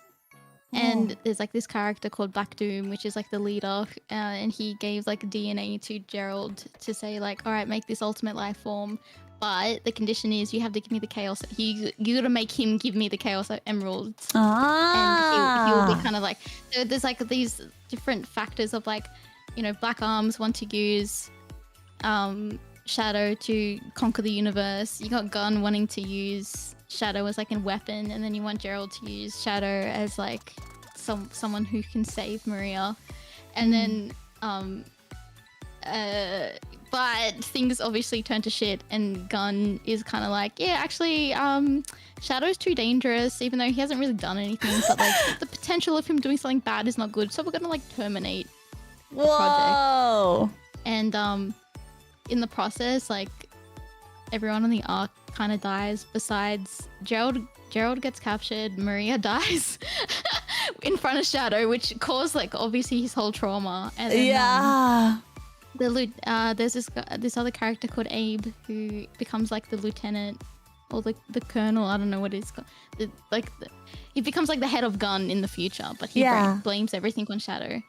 And it's and like throughout like Sonic Adventure 2 is where he gets introduced. It's like after the events of what happened on the arc, and like him losing Cryosite for 50 years, and dark, neutral, or like, so it's like semi-dark or like semi-neutral, and then you've got like semi-hero, like dark. You could start the route going neutral and then go dark and then go all the way to hero.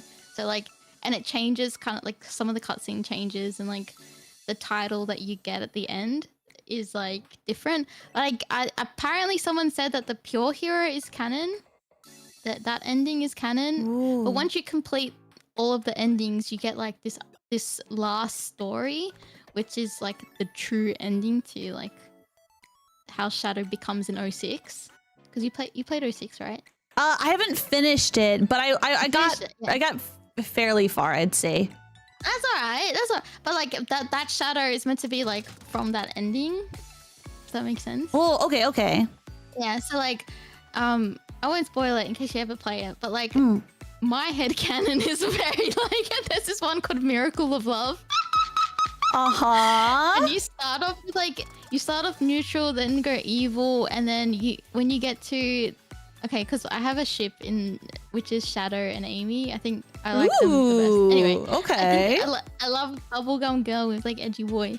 So there's like, you start off neutral, you go dark. So it's like Shadow like taking to like the Black Arms, which is the dark side. So and then when he meets Amy, he changes heart and goes to hero route. So that's like that. That is my canon end. That's my canon route. Can you like, does like the choices that you make that kind of take you throughout those different routes, like does that give you like different upsides and downsides or different scenes and stuff? Some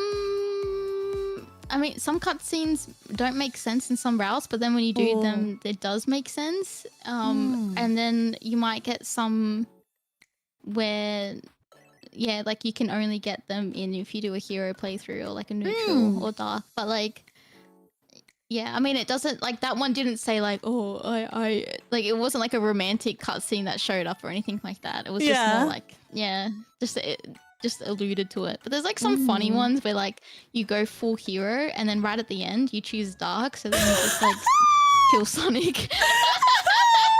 I love that, but also stuff like that, like, is the stuff that like when I was younger would drive me crazy because I'm like, no, I fucked up. Like if I accidentally chose like the wrong choice or something like that, you know what I mean?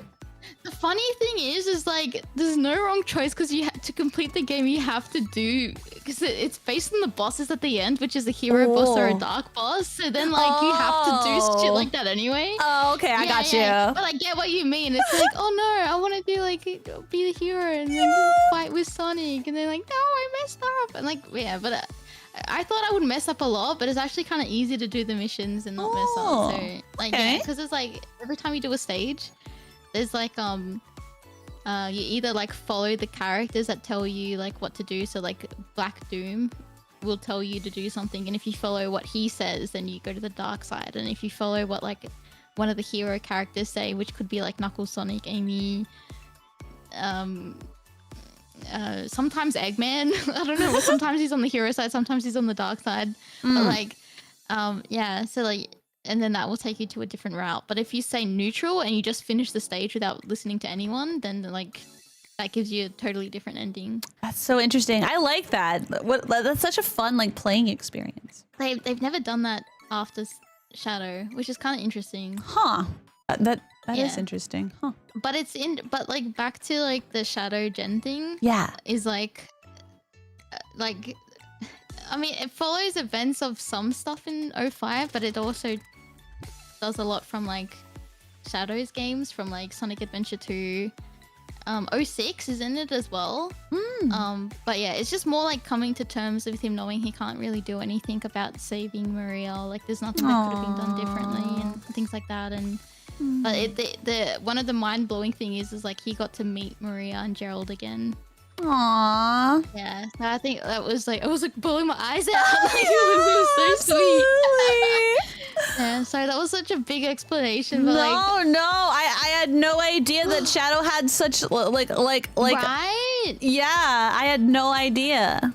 They're like just little hedgehogs that go fast and fight robots. But no, there's like layers to it. Like Sonic, I always say this, like the reason, like as a kid I always like Sonic. Like I like Sonic the character, but like I always like the other characters like that have more like, yeah, they have goals, or like they have a very clear mindset of what they want. Like Knuckles, he's like very determined to keep Angel Island safe and protect the Master Emerald, and he's got more of a dynamic personality. Like he's got that brooding personality, or he's got like, you know, he gets angry at Rouge, and then Rouge like teases him, and then he gets the shits. Like, yeah, well, because like they have like they actually. Not to say that Sonic doesn't have personality, because he does, but like Sonic, he's the main character, so he has to be kind of like, he has to be like putty.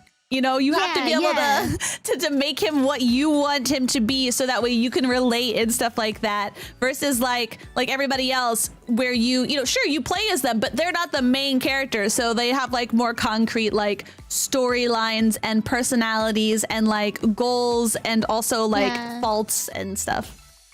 No, which it's true, and like I get that's not the fault of like Sonic himself, but like I get that's just like how it's like meant to be.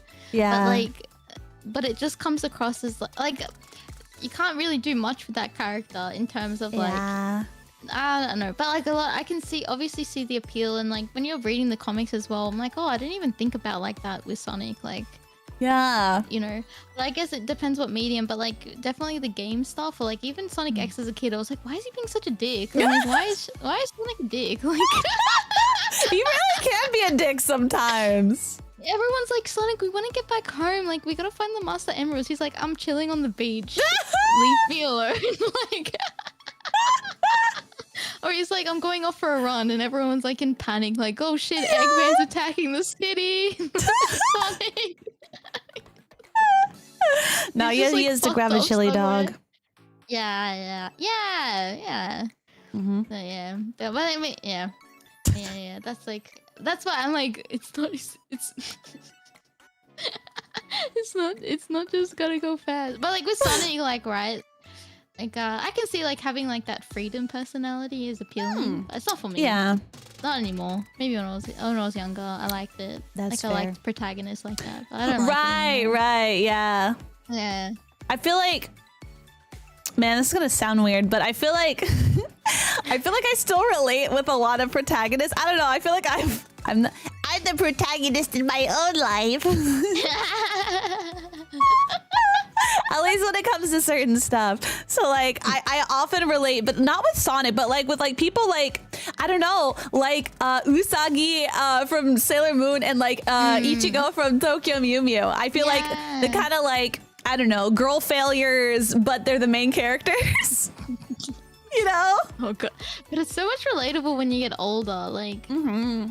Yeah, but like with that, but like as a kid, you're just like, oh, they're goofy, or like, yeah. But then you realize when you get older, like, oh wait, that's actually me for real. Yeah.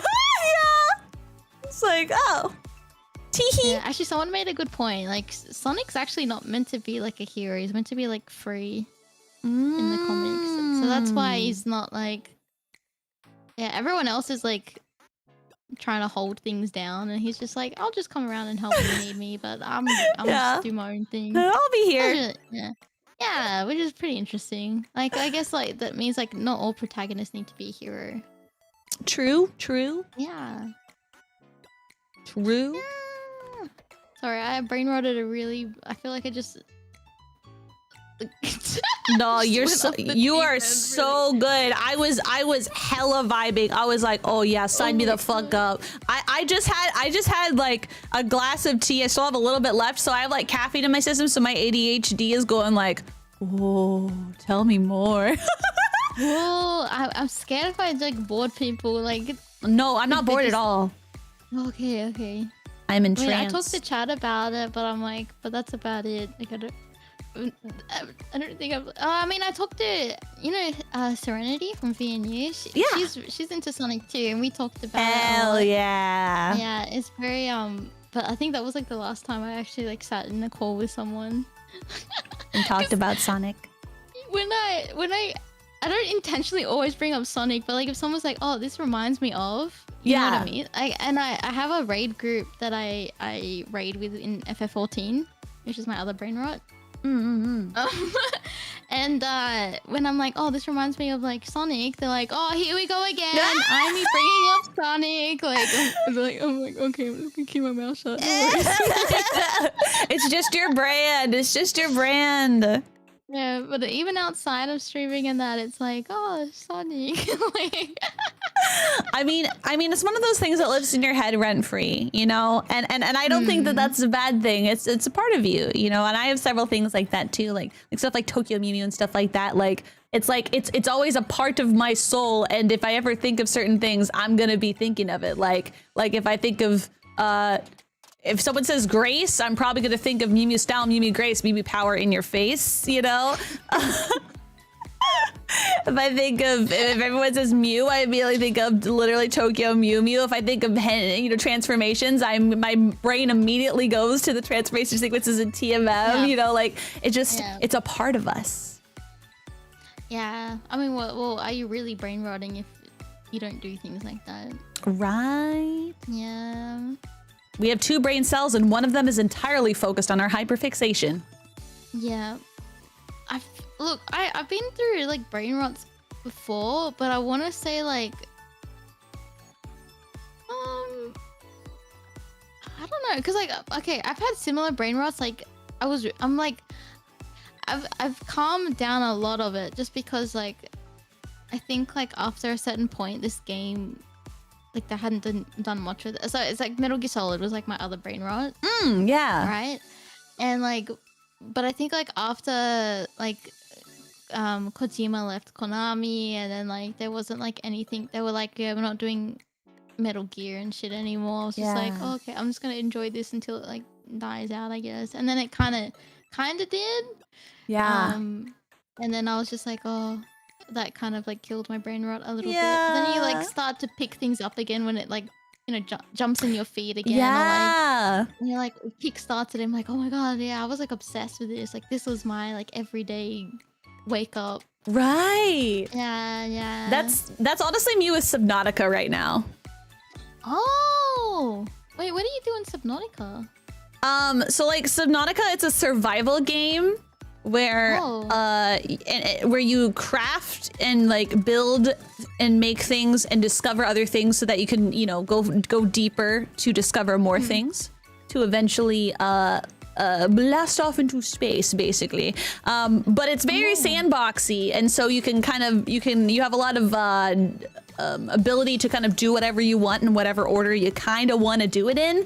And I have been doing nothing but like watching videos, watching TikToks, watching like hour-long videos about it. I've already played it once. I'm playing it again now in hardcore mode. I played the second game last year around this time. But I'm like full hardcore. Like if anything is like brain rotting me the fuck out, it's Subnautica. I'm obsessed. When I was visiting my family, I started a new Subnautica save file on my Steam Deck so I could play it for fun, just for fun, not to get anywhere, not to make any progress on the file that I already had for stream. No, just for fun. Oh, I didn't even realize that was like a. I didn't even know what Subnautica. I thought it was just like I don't know, like Minecraft, but like with water. I don't know. You can look at it that way, I guess. Yeah. Is there like a story with it, or is it just like? Oh, okay, I see. Yeah. The story. Do you want to know like the beginning story? Yes. Yeah. So the story is you are a person who was on board a spaceship. A massive spaceship with a bunch of people on it, and you're the company that owned the spaceship and everything like that or whatever said, hey, we want you guys to go down visit this planet for XYZ reasons. Well, as you guys get closer to the planet, your entire ship gets shot by this massive laser, and so your character gets into one of the like escape pods and comes crashing down into the planet, which is luckily a water planet. And so when you come to, it has been hours later, and you are slowly receiving like distress calls from the other people who also landed on the island, and trying to figure out basically how the heck to get back home. But there are lots of things that get in your way, like the ship is beyond repair. There doesn't seem to be other people around. In fact, there seems to be deadly stuff around. And also you are exploring a brand new planet, trying to learn to survive and find out exactly what is happening on this planet and why what happened to your ship happened. Oh, I thought it was like on Earth. No, it's on this planet called 4546b. Oh, that's what that's what I was just like, oh, is it cozy? Like maybe. It's not cozy. It's not cozy. It's not horror, but it's not. I mean, it can be cozy, but I don't know. If you're afraid of large bodies of water and going deeper and deeper and deeper, it is definitely a bit startling. I don't think I have that fear of like the ocean. Me either. I can't remember what the word it is. I don't think I'm like that. Facillophobia, I think it is. I can understand why people have it, but like I'm like, oh no, I feel like that doesn't freak me out. I'm more scared of like I would be more scared if like a monster was chasing you, or like. Oh well, what if there was a monster chasing you in the water? How is the water dark? Like maybe I would, it can be scared with that. I guess it can. I guess then yeah. Like if you like escape the back rooms, like being chased and like having to hide and like that stuff scares me, but like in a good way. But like yeah. But the way you were describing it reminded me a little bit of like, I haven't played this, but I remember like seeing, when you watch like videos of like, games explained or like the story. Yeah, it reminds me a little bit of like Soma, but like Soma is a bit different. Yeah. I remember watching a streamer years ago play Soma. Yeah, I think it's in chat. You can correct us if I'm wrong, because I don't know, because I haven't played Soma. But I think there are some similarities. Between that. At least when it comes to you go in the water sometime. Yeah. But I think it's more like thriller horror. Yeah, I think it's more of a thriller horror. Yeah, versus like Subnautica is more so survival and like I'd say crafting, but like easy crafting. Like the thing that first scared me about Subnautica, and it took me a while for me to even try it, is because one of the things I didn't like about Minecraft, because I played it during like, I don't know, during the beta or whatever, was like you didn't have a book that told you how to make things, and so I got really frustrated trying to figure out how to make everything, and I just wanted to avoid ever being put back in that position. But you don't have that problem in Subnautica. They just give you once you find like blueprints basically that tell you how to make it, you just know how to make it every time, so it's easy. Oh, fun craft. okay. No, that's good then. Because like, yeah, and maybe that's why I don't know. I just could never get into Minecraft. So like That's anything fair. when people mention crafting, I'm like, oh, is this like Minecraft? And you Yeah. have to, like, gather and like craft and things like that. I I'm don't. like, oh no. Yeah, I don't like it when like they force you to like have to memorize a bunch of like patterns of stuff or like combinations of stuff. Like I didn't really enjoy the food mechanic in Breath of the Wild too much because I'm not gonna memorize those freaking recipes. Why don't you just give me a Yeah. book that tells me everything and like when I'm at the pot and I'll just make it. Yeah, but it's like you have to select the vegetables or the meat or like things like that to or the herbs to create. Yeah, I get what you mean. Yeah, it just Yeah, becomes you can stressful and then I get worried that I'm doing it wrong. I'm like, Maybe that's the point. There's no wrong or right way. But then you watch videos and it's like, oh, you need to have like these ingredients to make like the most optimal stamina food or like health food or like and I'm like, oh, bro, like, I know, but then I just feel dumb. I'm just like, man, I'm making everything wrong. I'm bad. But you just do Subnautica and it's like, nope, there you go. You made a thing. Congratulations. Now you can do whatever you want. It's like, yay. Wait, is Subnautica multiplayer? There is a multiplayer mod, I believe. Dude, I would play Subnautica with you. That would be so fun.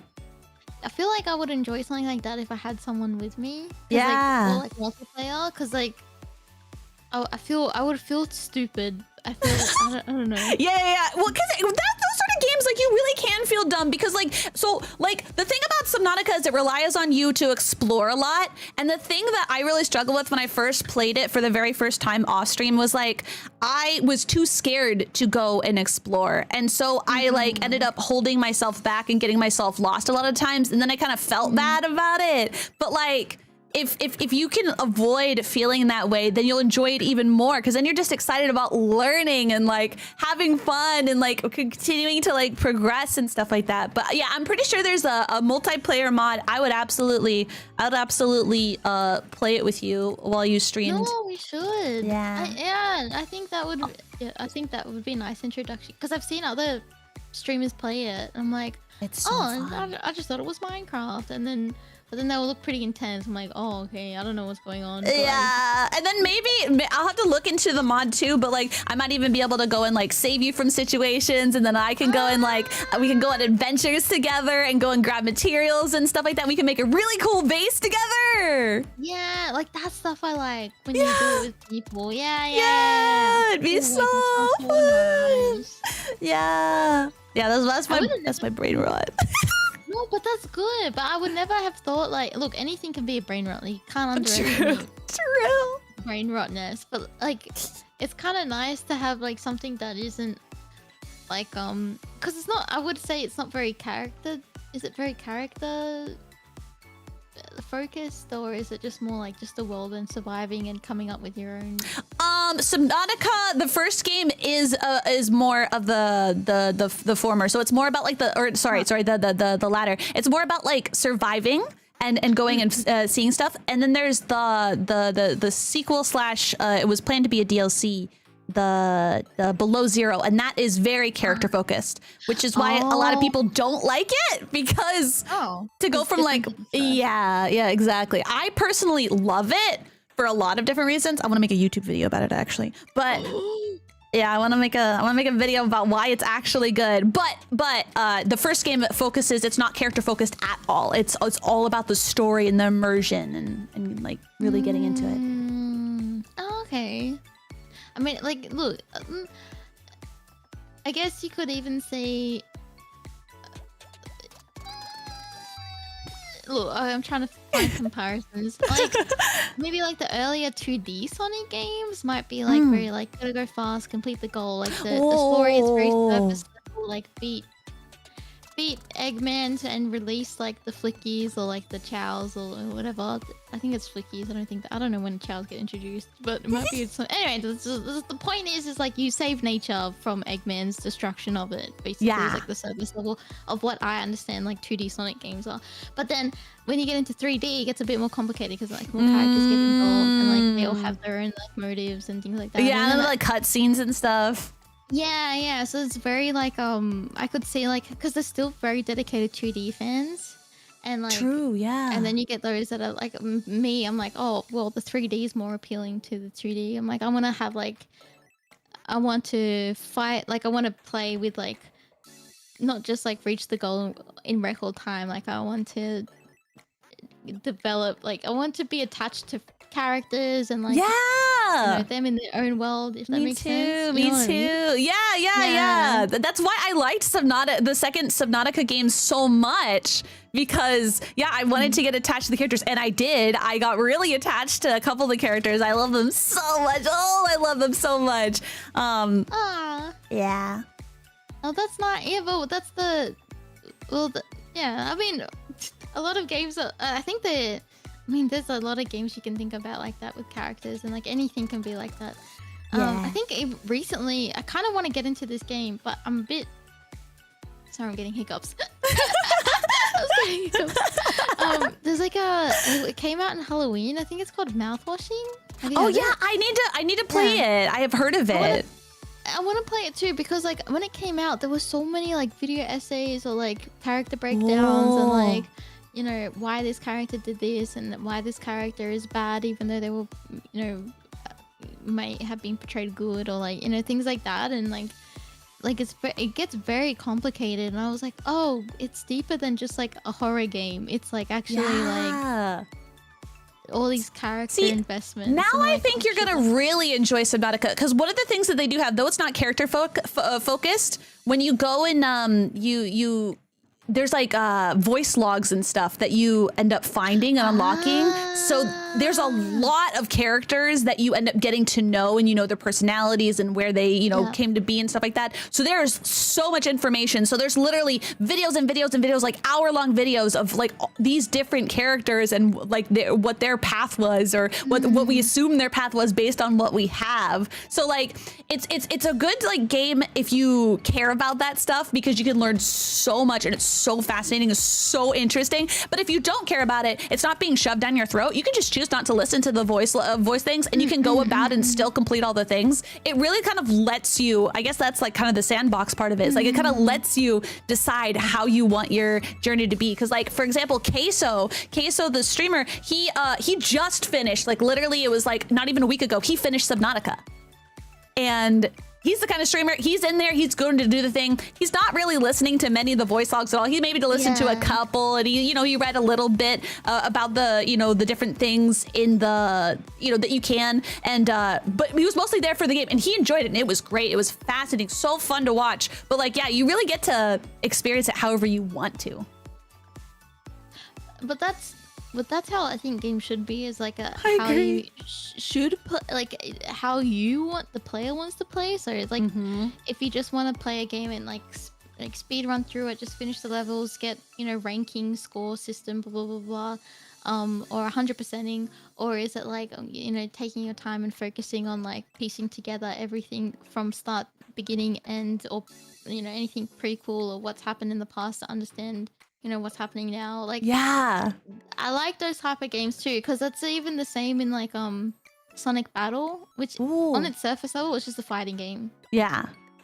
And like the story is like there's like this mysterious robot that shows up, and like he's like this weapon, but like he can be used for good depending on who uses him. Or depending on who uses him, it could be used for bad. So like that's like the surface level of the story. But if you finish it on New Game Plus, I think it is, you get like these journals, and the journals are from Gerald Robotnik, who was the creator of Shadow, who also found this robot 50 years ago when he made Shadow.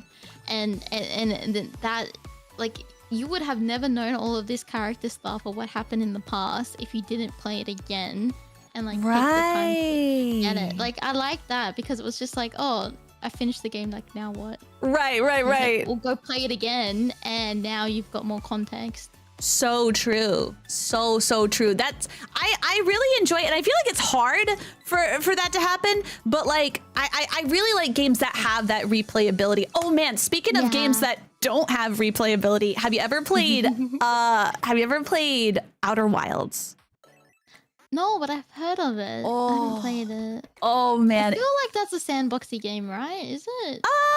Kind of. Yeah. Yeah, you can choose where to go and when to go. It's you can just do whatever you want. But there is like a goal, definitely. Okay. But it's the kind of game that once you know what to do, you know, like you can you could do that like whatever. So it doesn't have, unfortunately, like there's no replayability. Like once you play it once, like you know what to do now. And there's nothing stopping you from doing that thing. So it's a very special game to play. Do you think that's a good thing or a bad? I think it is a good thing because I really love the game. It's an art piece. I think it is an absolute art piece, and it's a beautiful. It's like the sort of thing like you can only experience it once. And one thing that people within the community of people who like Outer Wilds, like we have a consensus, and it's if we had if we could choose to have selective amnesia, we would choose to have amnesia over that game just so we could enjoy it again, because there's no way that we can enjoy it in the same way again. And that's what we do. And that's also why people fucking love watching Outer Wilds too. Like whenever I see any of my friends or any mutuals play Outer Wilds, I'm there. I'm watching it. Oh. Because I want to enjoy it through them and see. Yeah, no, that's a fair. You know, I get like that with Oh, this is like maybe a weird comparison, but like Lethal Company. Ooh, yeah. I really like Lethal Company. It's like so fun. It's so fun. Like, but and then they get like little lore things dropped in there here and there. Like, I'm not really there for the lore, but it's just nice to have that. Like, yeah, but I'm like that too, where I'm like, I've played it so much. Like, I still get jump scared here and there because for sure if something jumps out. But like, I'm not to the point where I'm like, where I was having like when you first play it, I'm like, holy cow, this is so interesting and like fun and like random and like you're playing with friends and running around. And then now it's just like, all right, get in, like everything's strategic now. And I'm like, man, I wish I could like erase my memory and like play this as if I was for the first time again. That's how it was with me for like Subnautica, or not Subnautica, sorry, Phasmophobia when it first came out for that first year. And like we kind of memorized everything. We know how everything was. So I liked that they went and changed things, because now I can't just go in and like fucking find a ghost and get the fuck out. Now I'm like, fuck, what is this? Well, I don't know what kind of ghost this is. I don't know. It's giving me this, but then it's also giving me that. Oh no. Yeah, that's true. Do you watch that Insum guy? Insum? Oh, he got like really popular because of Phasmo, but like he goes in, he'll like listen to footsteps of like the wait, I saw TikToks of this guy. Yeah, him, and he's just like, yep, that's a Gorio, and then he leaves and gets it right. I'm like, what the fuck? This absolute insane lad, like it's amazing. Like, all right, no evidence run, here we go. Listens to footsteps or like sees it, I don't know, flashing or some shit, and he's like, yep, all right, know what it is, and like gets the fuck out there. I'm like, what the fuck? Yeah, that's amazing. Lethal Company stream 1. I actually played Lethal Company with Aimee in the past. Oh my god, we did. That's how we met. Yeah, it is how we met. Yeah. I did not stream it that day, so you have to go on Aimee's channel. You have to go subscribe to Aimee on YouTube and go watch it on her channel. Well, that just means we have to play it. Yeah, true. I love playing it so much. It's so fun. Do you like it with vanilla or mods? I have honestly only played it vanilla like once. I usually play with mods. Like I'm down for like anything. Like it's fun to play with mods. Like I haven't played it enough. SCP mods in it is pretty fun. Oh yeah.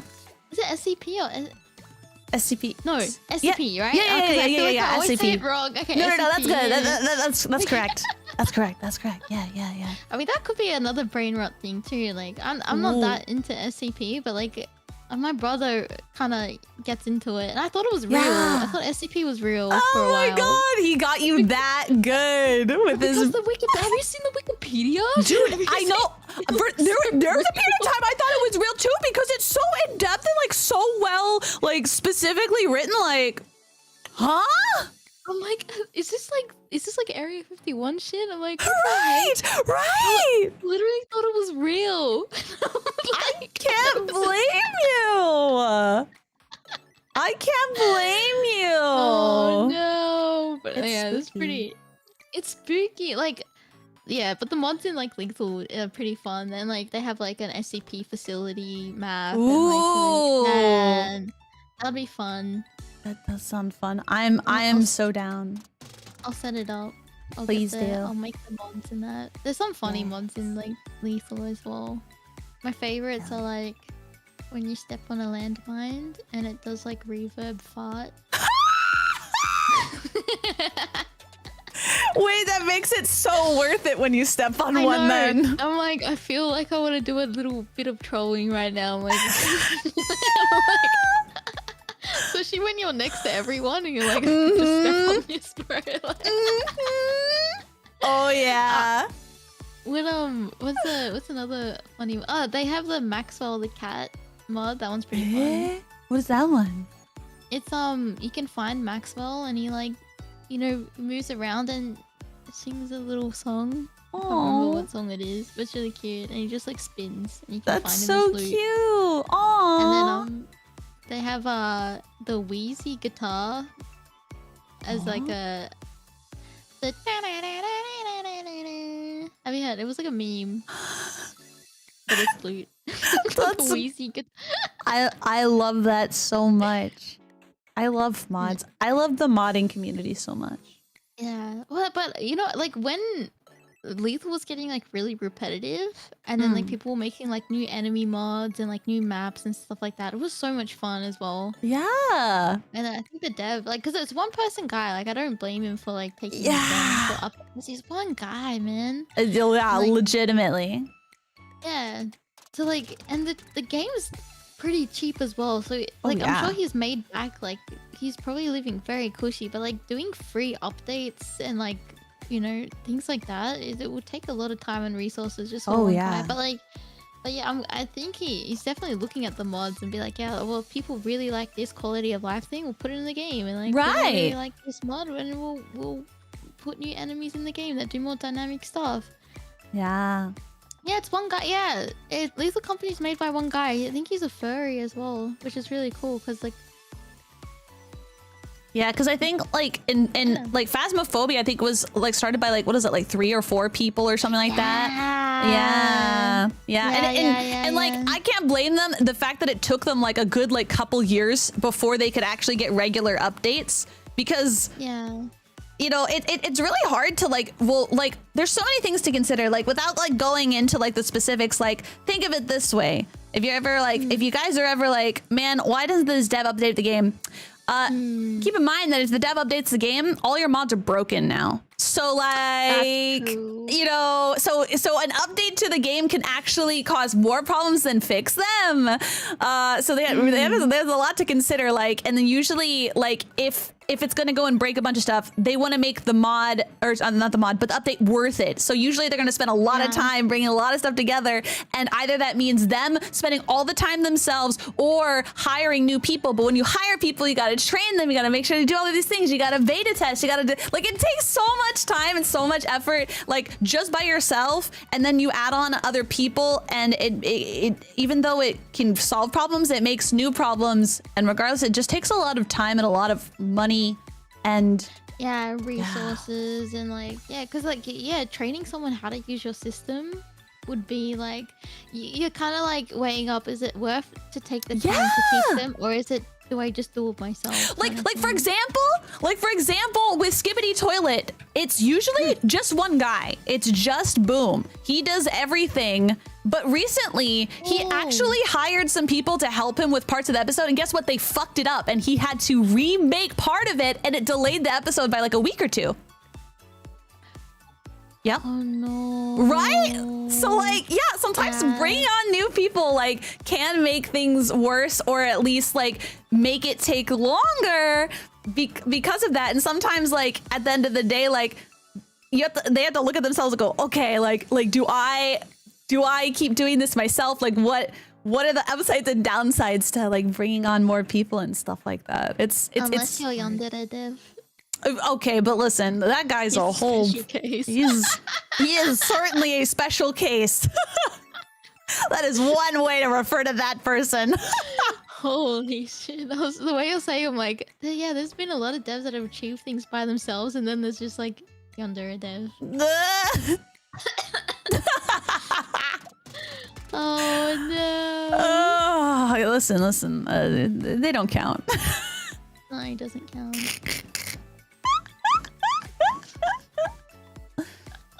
Yeah, no, Oh my I God. I freaking. think that's the same for what other game that's like that?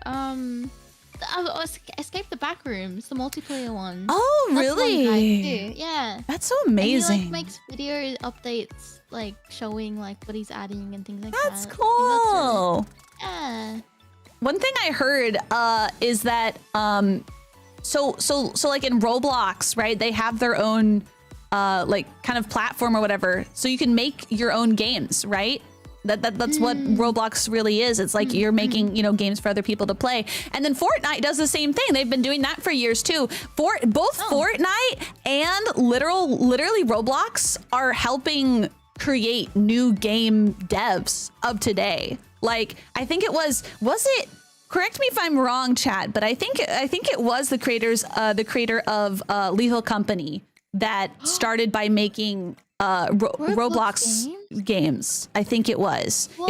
It was some sort of popular game. But yeah, like they're literally like Roblox and freaking Fortnite is helping make amazing game devs in 2025.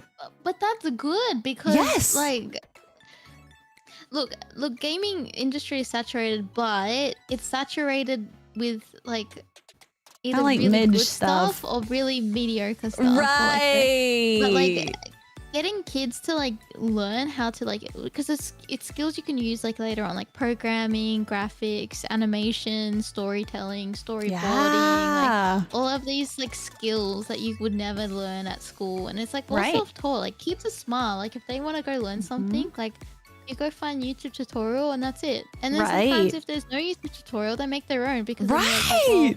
I struggled, someone else is gonna struggle, so I like that about that. I don't know much about Roblox, and like you hear some weird things about like, you know, kids going on there and just screaming into the mic, but then there's like the game dev side of it is like if someone can put a freaking Sonic game with like Sonic physics in Roblox, like anything's possible, right? Right. Yeah. Winterby said that the developer made games in Roblox. Like literally, wow. yeah. And then they went on to make literally Lethal Company. Like, I'll say it's a huge success, Lethal. yeah. Yeah, I think is it still beta? It's not officially like alpha. I think it's still beta. It's still beta, right? It's not Yeah. officially. Yeah, like, but even still, like, It's dang. cheap. Yeah. And it's fun. And like, yeah, the only time I think I like, yeah, I didn't have many problems with it starting out. Like occasionally like there was a few like microphone problems, but otherwise the only other like glitches that I had was because of mods that I installed. Yeah. They can't expect it to. Yeah, because I mean that's just Right. mods, like. Yeah, but it itself wasn't like a buggy mess to the No, point it where it's just wasn't. like unplayable. It's like you jump in and you just go and play and Well, it works as intended. I like the aesthetic of Lethal. I think it reminds me of like, you know, PS1.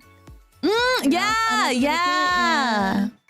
I like it. This little grainy look of it. I like it. Doesn't Me need to too. look like something from Unreal Engine. Like Right, that. I it like doesn't. Yeah. I liked what was that other one? Content Warning. Did you ever play Content Warning? Oh yeah, I did a few times. I want to play it more, but it was so hard to gather people. Yeah, Yeah. it can be tricky. I played it semi recently, but we had such a problem with it. I don't know if they fixed it since then. I should probably look, but like we had a problem where like we kept having it to where the videotape would not process. Yes. I played with some friends off stream that had the same bug. Yeah, and it happened like 4 times in a row, and then we're like, I can't really have fun. Yeah, I don't think that's not a mod. No, thing. That was just- we didn't have a yeah, no. mods. Yeah, this is regular. Because I think I remember when it came out, like it was only 4 people. Then there was like a weird way to do mods to increase the lobby, but then the game devs increased the lobby itself. Oh, I see. Yeah. But then I think something's broken. I think I was playing at the same time. Maybe I don't. Yeah, I don't know how probably. recent, but it was like I had It's the like a same month problem or two ago or something. Something. Yeah. And then I was like, oh, we'll play it again. I wish that would have been popular for longer. Like, I don't know what could have made it popular for longer, but I don't know. Like, I liked that a lot. It had a lot of potential. Maybe it's just because it relied very heavily on people, I guess, like, I don't know, improv. I feel like maybe. Oh, yeah. I get what you mean. Like, playing it solo, like, you can play lethal solo. Like, people do lethal, like, solo lethal runs, right? Jeez, like, they're stronger than me then. That's too scary. Yeah, like, that Instant guy, like, he plays by himself, but he also plays with people. But, like, he'll like, go in, he's like, all right, I'm gonna try to speed run lethal. And he, like, holy speed shit. run maps and shit. I'm like, like, by himself. And, like, he's, like, duping monsters, and he's, like... taking the gun from the nutcracker and like shooting enemies. That's crazy. And, like, wow. Pro gamer. It's really like it's so pro to watch, but like I guess like with something like content warning, you need a group of like 1 to 2 people, and then like, not even one, like sorry, like 2 to 4, right? But then you need to have people with like who's not just like quietly sitting on a mic. You gotta get them to do things. Right. Yeah, so I get like how it can be not for like all a group of people, because in lethal you don't have to talk to everyone except just be like, oh, there's a bracken, there's this, and like that's it. exactly, and you're still contributing, you're still like, you know, having a good time in your own way. Because like half the time you just run off and do your own thing, but like someone has to have the camera and they gotta record things, and you're like, all right, go do this. And the thing is too is like you gotta make sure the person has like who has a camera like knows what they're doing, right? Because they gotta make sure to capture certain moments, not to use too much tape, you know, you know, and like sometimes have like situational awareness for like just like if you want to capture good moments to laugh with your friends too, right? You know, being able to capture that, like it can be a lot of pressure to those people who might not feel confident enough to do that, and no one wants to be the friend that says, hey, you kind of suck behind the camera, give me that. You know? Yeah, no, that's fair. No, that's, I think there's like that extra level. I guess that's more like, it makes it more of a streamer's game rather than like... Right, which is why I thought that would pop off more. Like it was kind of... right. I feel like it really was like game of the week with that, which made me sad. But Lethal Company lasted for months and months and is still relevant in my opinion. And then when it gets updates, it's like, that's the only thing on... like you see from like creators as well, like stream collabs, like I missed out on like the last I think 2 big update, because the last time I played like I used to, like I have a friend, I shouldn't say used to, I still have a friend group, but like we used to play like every Friday night. Oh yeah. And we would just play Lethal Company for like 2 hours. That's so and it was fun. like it was so fun, but it was like during the time, I think when the butler got introduced. Oh man. It was like the last time we played, and then it was a bit, people were like, oh, it's getting a bit stale, we'll move on to something else. But like, but that was like, and then I missed out on like all these other updates and like seeing the new creatures come out, or like, you know, maps and stuff like that, and like more lore kind of dropped, and I was like, oh, I missed out so much. I'm like, oh, I feel bad, and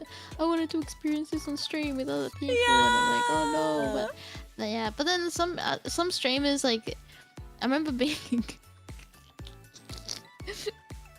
I think I can talk about nothing's holding me back, but like I remember like when I was in my ex-agency, I was like trying to organize collabs. I'm like, oh, I want to play Lethal, and they were all like, no, we don't want to play that shit anymore. I'm like, I was like, oh, okay. No, that's so sad, but it really happened. Play with me. I'll play Lethal with you. I love Lethal. That's why I get excited when there's like Lethal collabs. I'm like, I'm gonna join. I'm like, hell yes, I want to join. I want to join. Exactly. It's so fun. I really like playing Lethal Company. I think content warning can be really fun with like a good set of pals. And then I also I love Fortnite too. Fortnite's really fun. So the last time I played Fortnite was like back when it was like, you know, builder and shooting, or like, you know what I mean? But now how it's like separate, right? Yeah, they have no build mode. That's the only way I'll play, because I'm terrible at building. Right? Like I feel like that too. I'm like, how do kids have like multitask, like building fucking forts in 2.5 seconds, but also like shooting back and killing people, like another player? I'm like, Dude, I need that level of like. I want what they have. For real. Like, what on earth? Yeah, I had a hard time having fun playing it, like with the build on, because I was so trash at it. Like, I'm not gonna go over here and like insult other people and stuff like that. Like, no, I'm just bad. I'm just bad at it. The game's not bad. I'm just bad. But like, once I introduced no build, oh man, I love it. It's so much fun with no build. Yeah, that's what I think. Like, because now it just feels like you know, what was it called? What was that other battle royale game? PUBG. Oh like, yeah. Like PUBG, but like just characters and like more goofy PUBG, stuff. yeah, exactly. Like the way that I felt about it was like it's like PUBG, but like colorful, very colorful. Yeah. Oh yeah, you're not in the desert in the same. Yeah, it's not those. It's not green and orange and gray only. Like you have all these characters, and you have Goku and perhaps Miku. I saw Miku Hatsune make a post. Maybe Miku. Miku in Fortnite. Actually, I was on TikTok and I got like a Fortnite ad, and it looked really cool. Dude, like, it's so fun now. It really is so fun. I was like, whoa, this was so different from like seeing it from like season 0 or whatever it was, like when it first came out, to like now. Like, they did Ariana Grande concerts there. Yeah! Done, like, I heard about that! That's crazy! That's... Like, I could never imagine something like that. If you ever want to try it on or off stream, let me know. I'm always down for a few games of Fortnite, just for fun. I will have to make an account and get into Fortnite. I mean, like, I'm getting into Marvel Rivals, so like, I mean, it will play similar because it's third-person shooter. So, oh, like, see, then there you go. Yeah, it would be so. Yeah, I could do that. You could do it. You'd be a pro. Yeah. Let's go. Not like Apex Pro. Like I can't. Yeah, I'm trash at Apex. Oh. You gotta be sweaty, and you gotta either like, be really aggressive, or you just have to play like a rat. I know, and like you have to pretty much already know all the guns and everybody's supers and stuff like that super well. There's so many characters, so many different kinds of guns. I tried so hard, but I'm so bad at it. And then the queuing takes so long. Yeah. Oh, like if someone's like, oh, we're gonna lose, or team shit, then they grief. Yeah. Like, okay, thank you so much. Appreciate it. Yeah. Appreciate it. I get that. Well, like, wait, Fortnite, is it just skins or is it character? Like, it's character skins, but they don't do anything. Yeah, special, like, exactly. Oh, okay, yeah. They're just skins, so it's just for fun. Like aesthetics. Exactly. Like the only, I don't think there's anything in Fortnite that you can get that makes you like better. Like you can't like buy guns or anything like that. It's just to make your character look cool. Yeah. Oh no, that's good. Yeah. That makes it like a bit like more easy to digest, I guess. Yeah. Do you think do they have Sonic skins? Do you play Sonic? I don't think they have a Sonic crossover, but but honestly, I think the only reason why they don't is just because I'm not sure how. Well, I don't know, because they have a giant banana guy. I don't know. They could make Sonic. It could be like a Sega licensing thing. Yeah, like, you never know. Just like IP, I don't know. Right, but they've done a lot. They've done Ariana Grande. They've done freaking like Deadmau5. They've done freaking Miku Hatsune. They've done My Hero Academia. They've done Star Wars. Like they've done a lot. That's true. Miku is Sega, right? Oh wait, no, you're right. Miku is Sega. This is the opportunity. This is the opportunity. Miku is the ticket in. She's the gateway. Oh my god, Miku's fucking running so that Sonic can walk, even though he wants to run. But fuck him, he's walking. It's canon that Shadow uses a gun. I love that. Just like so Goku. He's basically just like Goku. That's why he's perfect for. He's perfect for Fortnite. Oh, that's right. They have Kimetsu no Yaiba as well. That's true. They have so much. It's so funny. Oh yeah, Sonic was in Fall Guys. Oh, cute. That's cute. Oh, that's cute. I can see. But then, the Sega team made like their own Fall Guys game. A lot of people made their own Fall Guys game. No, like legit. Okay, legit. This game, it's called Sonic Rumble. It's so good. It's like it's pre-launch, but like Cool. so there's like countries like are testing it out, and thank God Australia is one of them. Otherwise, like I would have had to wait till global release. Oh but god, that'd be so sad. I've been playing since launch 2, like Yeah. launch 2 when it got available to Australia, and like it's actually really fun to play. Like it's Fall Guys in the sense like, you know, you get eliminated and there's X amount of players, but like it still feels like a Sonic game. Oh, that's great. And you go fast and there's boosts and there's like Aw, stages from like other games and things like that. that's cool. Yeah. It's really fun. And you get like skins as well, so it's not like relying on abilities. It's just literally just cosmetics and That sounds fun. I'd they play have that. battle passes. I think you will like it. Look, I'll say everyone will like it. You just gotta give it a go. But like, I think it's just fun and relaxing to play, and you play with chat would be fun. Like it's fun. Oh, Yeah. yeah. It's That'd be pretty fun. Just awesome. easy to queue up and yeah. It's When's a bit global? global. It says winter time, but there's no date. But it is on. Mm. At the moment, it's only on like iOS or like Android. Oh, But, okay, like, interesting. It's getting a Steam PC release Ooh. during global, so it would run a lot smoother. Yeah, Because it's a bit. It does feel like a mobile game you're playing it, but it's just like, yeah, on PC it would run heaps smoother. Oh, heck yeah. Yeah. I'm down. Yeah, they have like a I think it's like this season's battle pass is shadow themed, so I spent Ooh. money on it. Of course. Shadow would want you to. This is the most funniest thing. So like they were doing surveys for people who were like obviously like in the pre-launch too. Yeah. And they were like, oh, if you do the survey, like we might pick people at random to like have an interview with and asking them questions about the game. And I was like, you know, shoot your shot kind of thing. And I'm like, so I ended up getting selected for the interview. And I sat in a call, like a Zoom call with like one of the devs. And like they were just asking about like what I like about the game, what I would want changed, what I would add, like why, like what are the reasons for paying in like real world currency for in-game stuff. And I was literally saying like, oh, I'm mainly just like a Shadow fan, so I just want anything Shadow. So if the battle pass was Shadow themed, I would pay for it. If there was more Shadow stuff in the shop, I'll pay for it. They immediately started writing that down. Like she's cooking. Wait a second. That's why, like, the season 0 ended and this new season began. And then, like, as soon as I saw, it, I was like, "Holy shit!" I don't know if I had any influence on this. Like, that could just be big cope. But like, I was like, literally, I said like, Shadow theme battle pass. Like, Listen. You know, if they don't hear the feedback, they won't know to add it in. So all I'm saying is, you definitely influence something. I hope they check my account and be like, "Yep, checks out. She bought it." Yeah. So they can confirm. Be like, "Yep, she did it's it. facts. It's true." Like, I wonder if they would see sales gone up or down, like in the Oh, they first- absolutely will have those Yeah. statistics. Yeah. Yeah, so that'll be really interesting. Like, I mean, they'll do it for every character, but I was just like, yeah, Sonic Movie 3 is coming.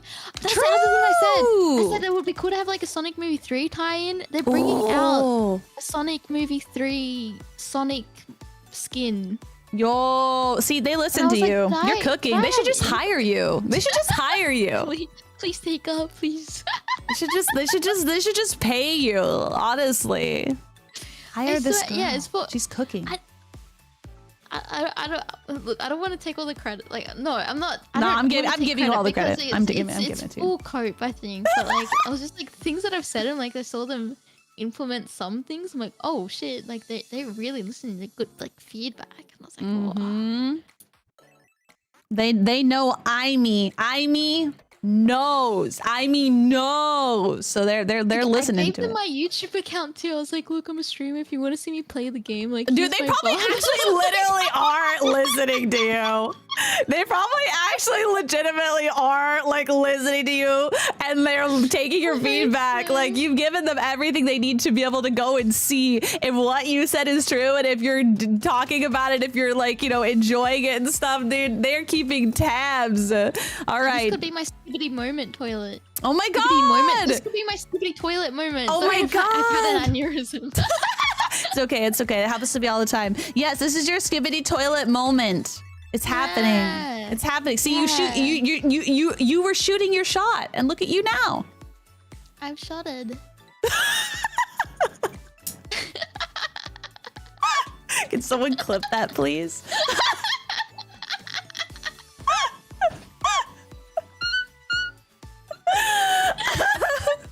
I'm sorry.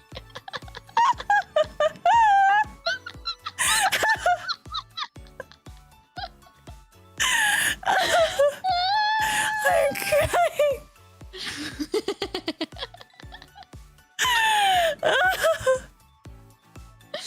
I'm so proud of you. Thank you. Thank you.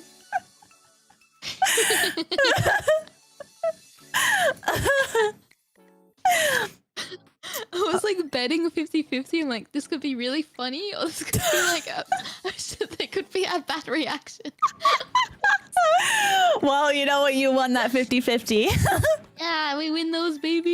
Hey, just a casual dub. Yeah. We should definitely do more things together, though. Oh my God, please. Yes, we have like a whole list of shit now. Good.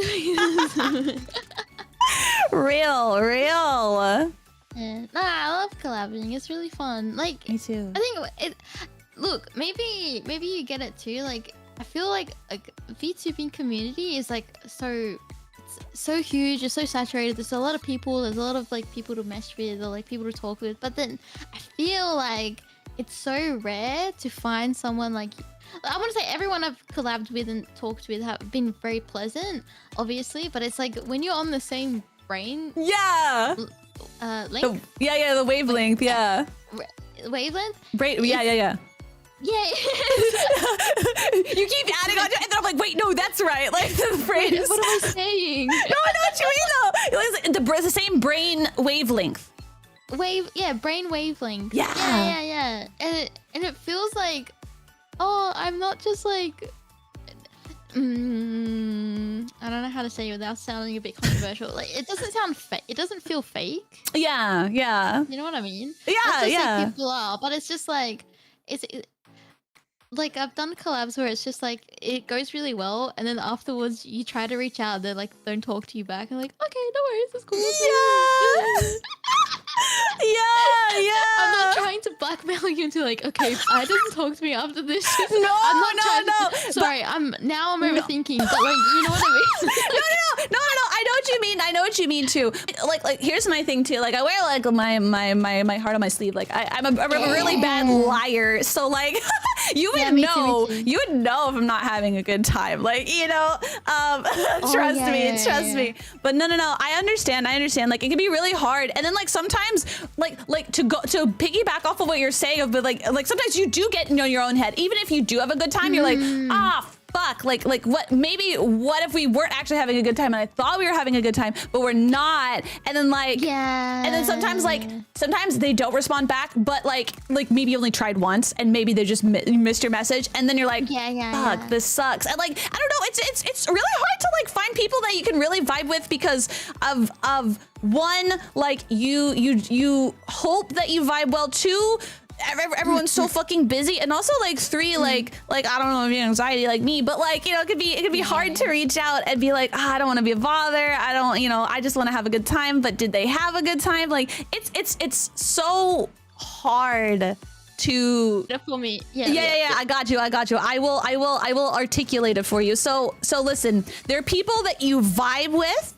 And there are people you have a good time with, and then there are people you become long-term like BFFs with, right? Yes. And it doesn't mean that you didn't have a good time with all of those people. It didn't mean that you didn't enjoy the memories that you made. It's just we're all such different people, and sometimes you just hit it off like crazy good with some other people, and that's such an amazing feeling. And we'd love if it was everyone, but that's just not possible because of how the world works. Yeah, I mean, the people, that's just, it just comes down to preference or like, you know, Personalities. Yeah, personalities or, you know, like, no, I think that's a good thing that I've learned as well. Like, you know, starting like a corporate journey and then going indie and things like that is like, you know, finding people. I'm like, oh, I would never have had an opportunity to stream with you. That's amazing. I get to know you on a personal level. And then they're like, oh, that like, you know, offline and online is like different and in nice ways. And that, I like, but I do get that feeling of like, it's almost like, you know, when people are like, oh, you come and collab, we'll do this and that. And then you're like, oh, but I'm so scared to reach out because like, either you're little or because like they have their own friend circle and like, I don't want to intrude. And like, it's always like, you always play mind games with yourself to the point where you don't shoot your shot. Yeah. So like, I get that, but I'm glad like, I'm glad we like. What did it come to, like the Lethal Company collab? I was like, I didn't even. No, obviously, I'm not trying to be rude. I think I've seen you around on Twitter, and then I was like, oh, I get to collab with Ai, and then I was like, oh, I want to know more about her, and then and then we hit it off really well. I think in we had a lot of fun. I know, and like I'll be honest too. So like I'd never heard of you until our Lethal Company collab, and I only knew. But like I only knew like 2 people there. Like I knew May a little bit. And then I knew Kendra just a tiny bit too. So I was going in kind of like blind, like I don't know, like I hope I have fun. I really didn't know almost anyone, but I don't know. I just like felt like I felt good about it. I was like, oh, I'll take the chance, right? I'm gonna go and have a good time. And if I don't have a good time, it's fine. I'll make it a good time. And then like that's fine, whatever. But like I really did have such a fun time. And then like when I reached out to you for like my birthday. Was it? No. Oh, I want it to be like, I want it to be a fun time. And so I was asking a few of my other friends, I was like, what do you do? And they're like, just message your friends and like ask them to come on and like to chat or to play a game. Just message your friends. But it was literally the day before. And I was like, it's the day before though. Like, I feel like, and they're like, no, just do it. And I was like, fuck it, fine, I'll do it. And so I was going through my friends list and I was feeling kind of nervous reaching out to people. And I saw you and I was like, oh man, I really like spending time with Aimee, but like, maybe this will be awkward. Maybe this will be weird. But I'm like, you know what? Fuck it. If I don't try, then nothing will happen. And then you said yes. And then I was like, oh, I don't know. Maybe Aimee will cancel. I don't know. Maybe it'll be awkward. But then we like literally like hit it off so well on stream and it was so much fun. I was like, wait, I'm so glad I took this chance and I just reached out because then we wouldn't be here right now. Like, right. But that I think look, this I always think like things happen for a reason and you put into spots like for you know, even if like you're meant to be where you're meant to be right now kind of thing. And I think like I look back and I'm like, oh man, like this journey has been so wild. Like for me, it's been, as Aimee, like 6 months. So I'm kind of like, oh, it's been like a wild up and down roller coaster ride. Yeah. But without being me now, like I wouldn't have got to meet a lot of people and like, or be in opportunities I would never even have dreamt about. Yeah. Before. So I'm just like, and then I feel honored when someone like reaches out. I'm like, holy shit, you thought of me? Why me? What did I do? I'm like, holy shit. Yeah. And I'm like, oh, what did I'm like, I'm just a little guy. Like, yeah. What did I do? Literally. Like, and then I feel like, oh, I gotta make sure I do really well for them. So then, like, you know, they don't regret picking me because you always get like, I think anxiety and fear. It's just one of those things on the internet, being interacting with people all the time. It's just like, oh, if I mess this up, they may never ask me to like participate again. Like, right. Oh God, what if I fuck up? Right. And one of the things that like I thought was so interesting too is like, you know, because I've been on the internet a while, is like the fact that these feelings that we're talking about, there are people like that are 17 to like 100 times bigger than us, and they worry about the same things. They worry about the same exact things with other people. Like, that's wild to me. Isn't that like, crazy? Surface, right? You're like, no way, no way. Like, look at you, and they're like, they have the same anxiety. The same anxiety. Literally, they're like, oh no, if I reach out to this person, are they gonna think I'm clout chasing because they're bigger than me? Like, literally, some of the hugest peoples worry about that. Like, it's so real. That's crazy. Look, obviously, like the grass, like we think the grass is green on the other side. Like you always think about like when you get to that point, and if you get to that point, and you know what? I think for my chat tells me all the time, but I think same with you. Like it's not a matter of if, it's a matter of when you get to that point of like status and not like, it's a matter of when. It. Yeah. So like, because you're really talented and funny and like. I like your content. Like, I gotta watch more VODs, but I know time zones. But no, it's okay. It's okay. I'm super bad about watching my friends. No, I do try to, honestly, because I do a lot of offline work. So then I always have something in the background. I'm like, oh, I stream. I'll watch this VOD, or like, you know, watch other people's VODs and things like that. But me too. Because sometimes I get a little bit scared watching, interacting live, because one, I get distracted, and two, I don't want to distract. Because if I'm modded, I don't want to distract chat or the streamer, so I'm just like, girl, you are always welcome to go in there and distract chat all you want. You can flash your little wrench, you can show your little booty, you can do whatever you want, girl. I could throw it back and everything. Yeah, you can throw it back. I go, ow!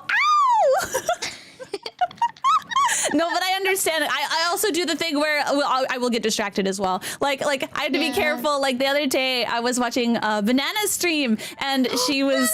Yeah, she was celebrating. I think it was she was celebrating a milestone, and she was getting high and watching. She was watching like the fruit, like the stimulating fruit videos. Oh yeah. Yeah, and it was so funny, and I so badly wanted to chat, but I was in the middle of cooking dinner, and I had a big pile of stuff that I had to do, so I couldn't say anything in chat at all. But I was having the time of my life. Like, I love it so much, but like I will get nothing done if I start chatting sometimes. I'm 100% like that. So I'm like the biggest lurker on like everyone's streams. I need to make a habit of like leaving more comments and stuff though, because I mean, I don't know about you, but me, I love when I see a comment from anyone, most especially like a resident lurker who is just that's all they do. It's so nice to be able to hear from people and like hear what they like or what they don't like. It's nice. That's true. I think like, look, because you're always on the internet, obviously like you have a target audience, but it's always nice to know like right away, like, oh, this didn't work out. This wasn't a good stream because XYZ, or like this wasn't like really our thing. And you can tell by analytical, but even just getting like, straight from chat's mouth, it's like, that was, I always get mixed feelings when I stream something like, oh, I'm looking forward to this, and chat's like, oh, not trying to call chat out, but you know, when it's like, oh, we're just here for you, and I'm like, you don't want to watch the game?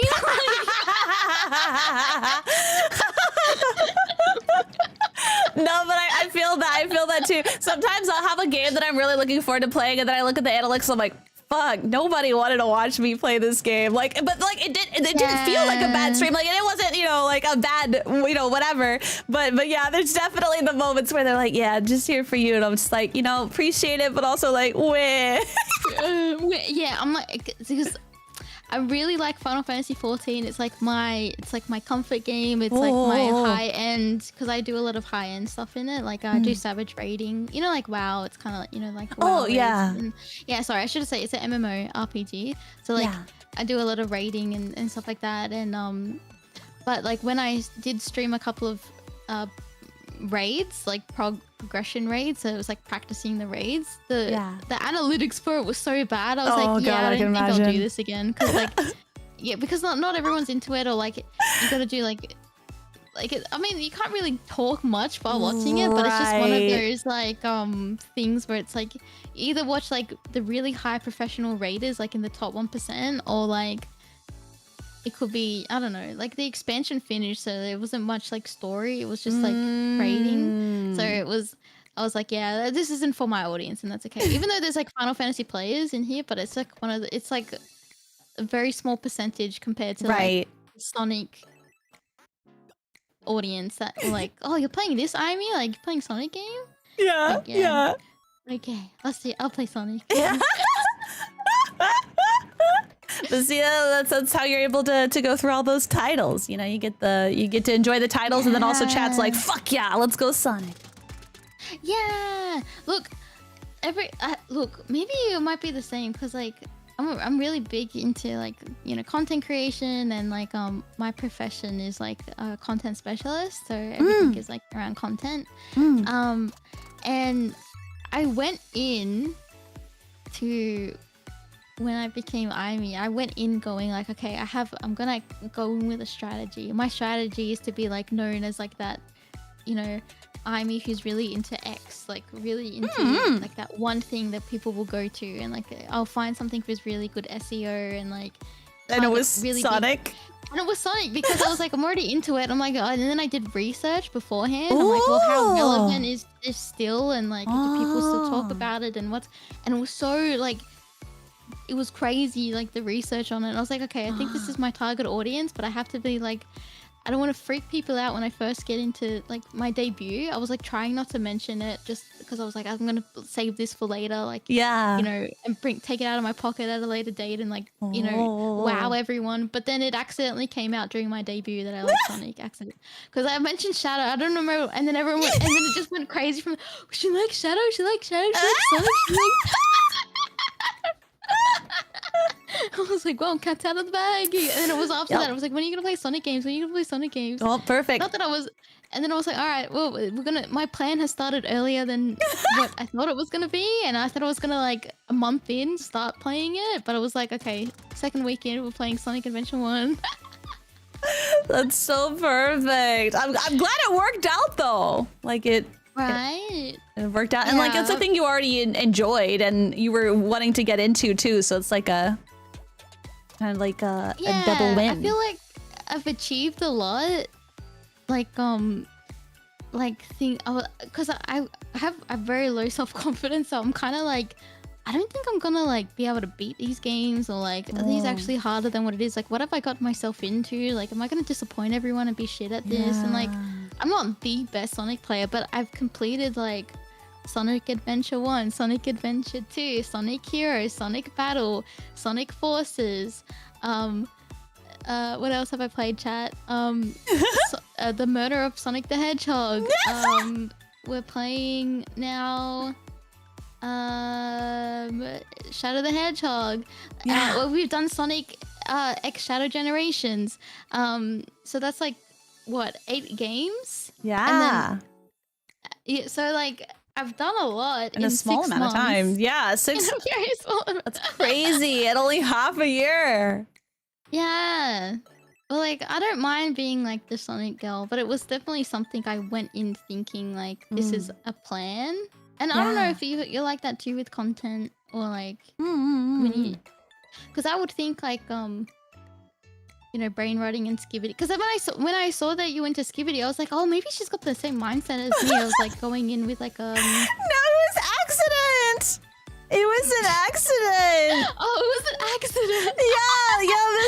Like, she's calculated. No, it was a pure accident. Like my brain rot, like what's it called? So what happened was like my brain rot VOD ended up blowing up, and I was seeing, I looked at the analytics.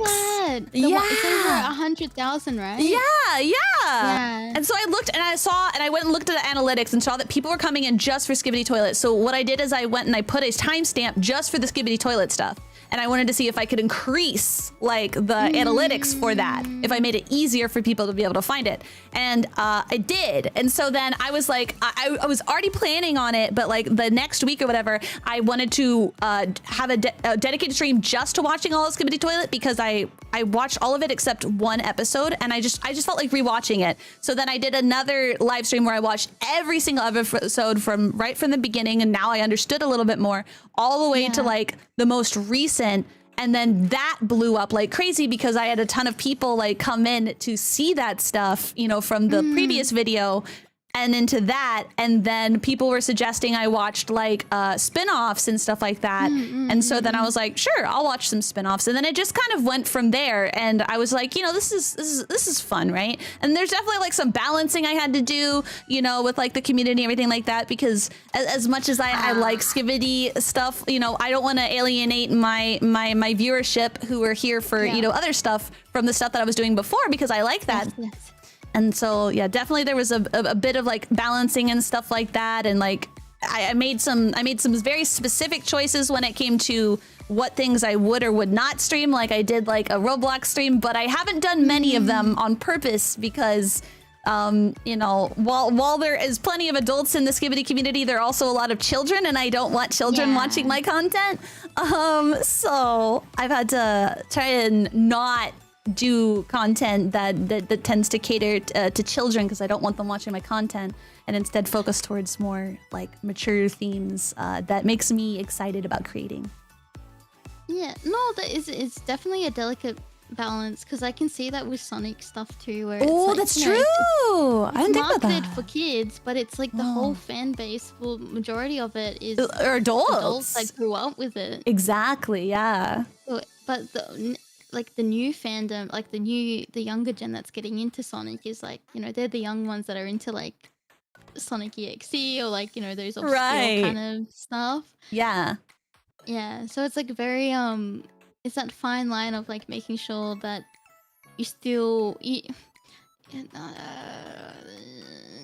don't filter yourself, or like you don't 4Kidsify yourself. Right. Wait, that kind of came full circle. Wait a second.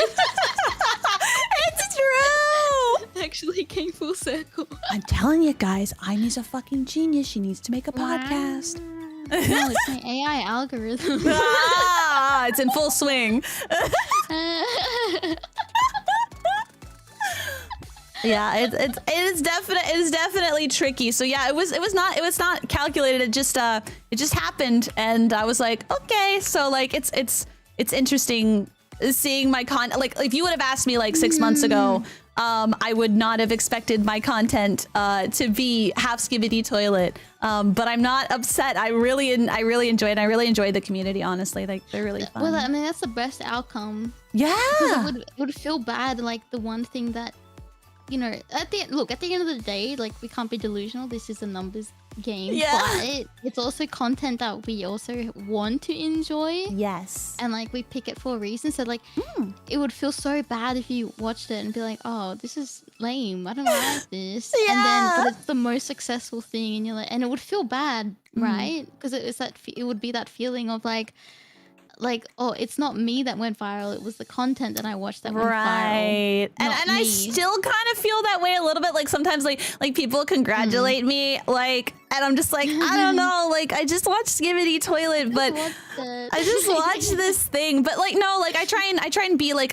you know, a little bit more, you know, creative about it. Like I'm contributing, right? Like I'm able to voice act, so I'm able to give back to the community. So that's cool. And you know, I've done like silly little tier lists, and I've done, you know, I've done a stream where I told my friend Mion all about, you know, Skibidi Toilet. I gave a little presentation and stuff like that. So, you know, being able to give back and do other things, and not just, you know, react, which I do like doing. It's fun, you know, to go from like constantly working really hard to like making new content and making, you know, unique content, and then also like, you know, playing games, to being able to kind of sit back, relax, watch a cool thing with the, you know, with my community, have a good time, really enjoy it, and be able to digest that to later turn, you know, different things into content. It's a fun difference from the other stuff that I do.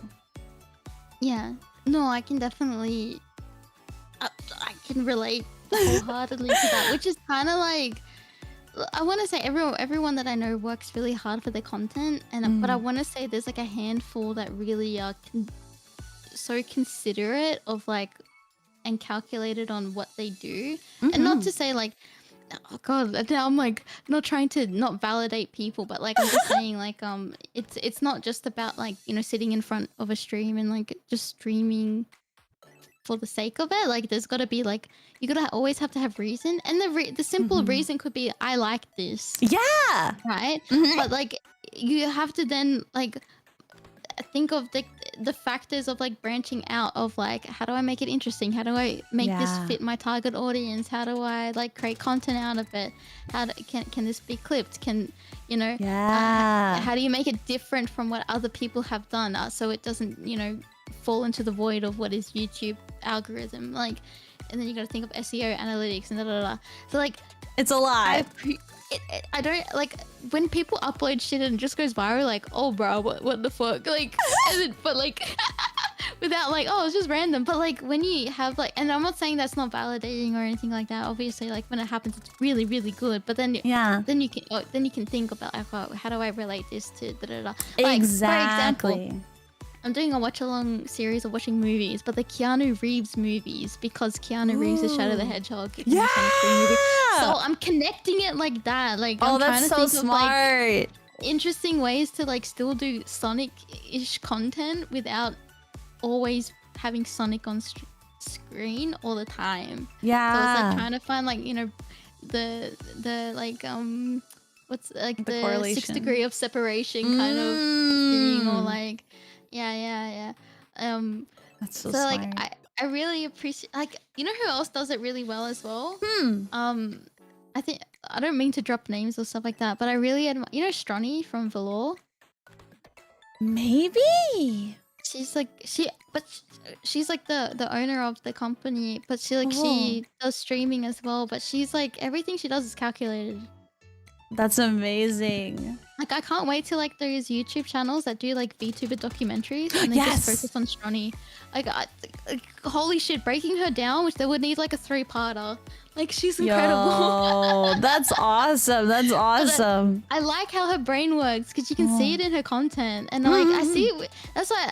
Not saying that now that I know when I chatted with you, but that's when I was looking at your stuff from the outside. I'm like, oh shit, she's so calculated with all of her content. I'm like, oh, so because I like that side of content as well, like me too. And stuff. I like it a lot. It's not, look, I like being funny and just like putting on whatever like to enjoy, but like of course it's more than just that. And I'm like, and like when things work out, when you put in the work behind the stream, you're like, okay, that worked. I gotta do this again.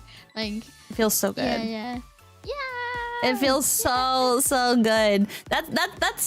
That's one of the things about content creation that I feel like I don't get to vibe with a lot of people with, like being able to vibe not only that we enjoy like creating, but also like the other things that go along with it. Because is it hard? Of course it's hard, but like we enjoy it, and sometimes we feel bad about stuff, blah blah blah blah blah. But like that's like life, and like that's the thing. That's the thing that we choose to accept because we enjoy what we're doing so much and being able to learn and grow and like I don't know, it's so fun. Yeah, I guess that makes it so fluid. Like they enjoy like why streaming and being a content creator can be fluid. Like, because everything is like everyone has their reasons. Everyone's got like their motives, whether it be morally right or wrong in the sense of like you're doing it just for money, or you're doing it for entertainment, or you're doing it for both. Like, what's the balance? Or like and I feel sometimes bad because like I want this to be like my career, because I've worked a lot of jobs and I'm just never happy. I understand. But I'm the most happiest doing this, and I'm like, fuck, bro, this will work out so.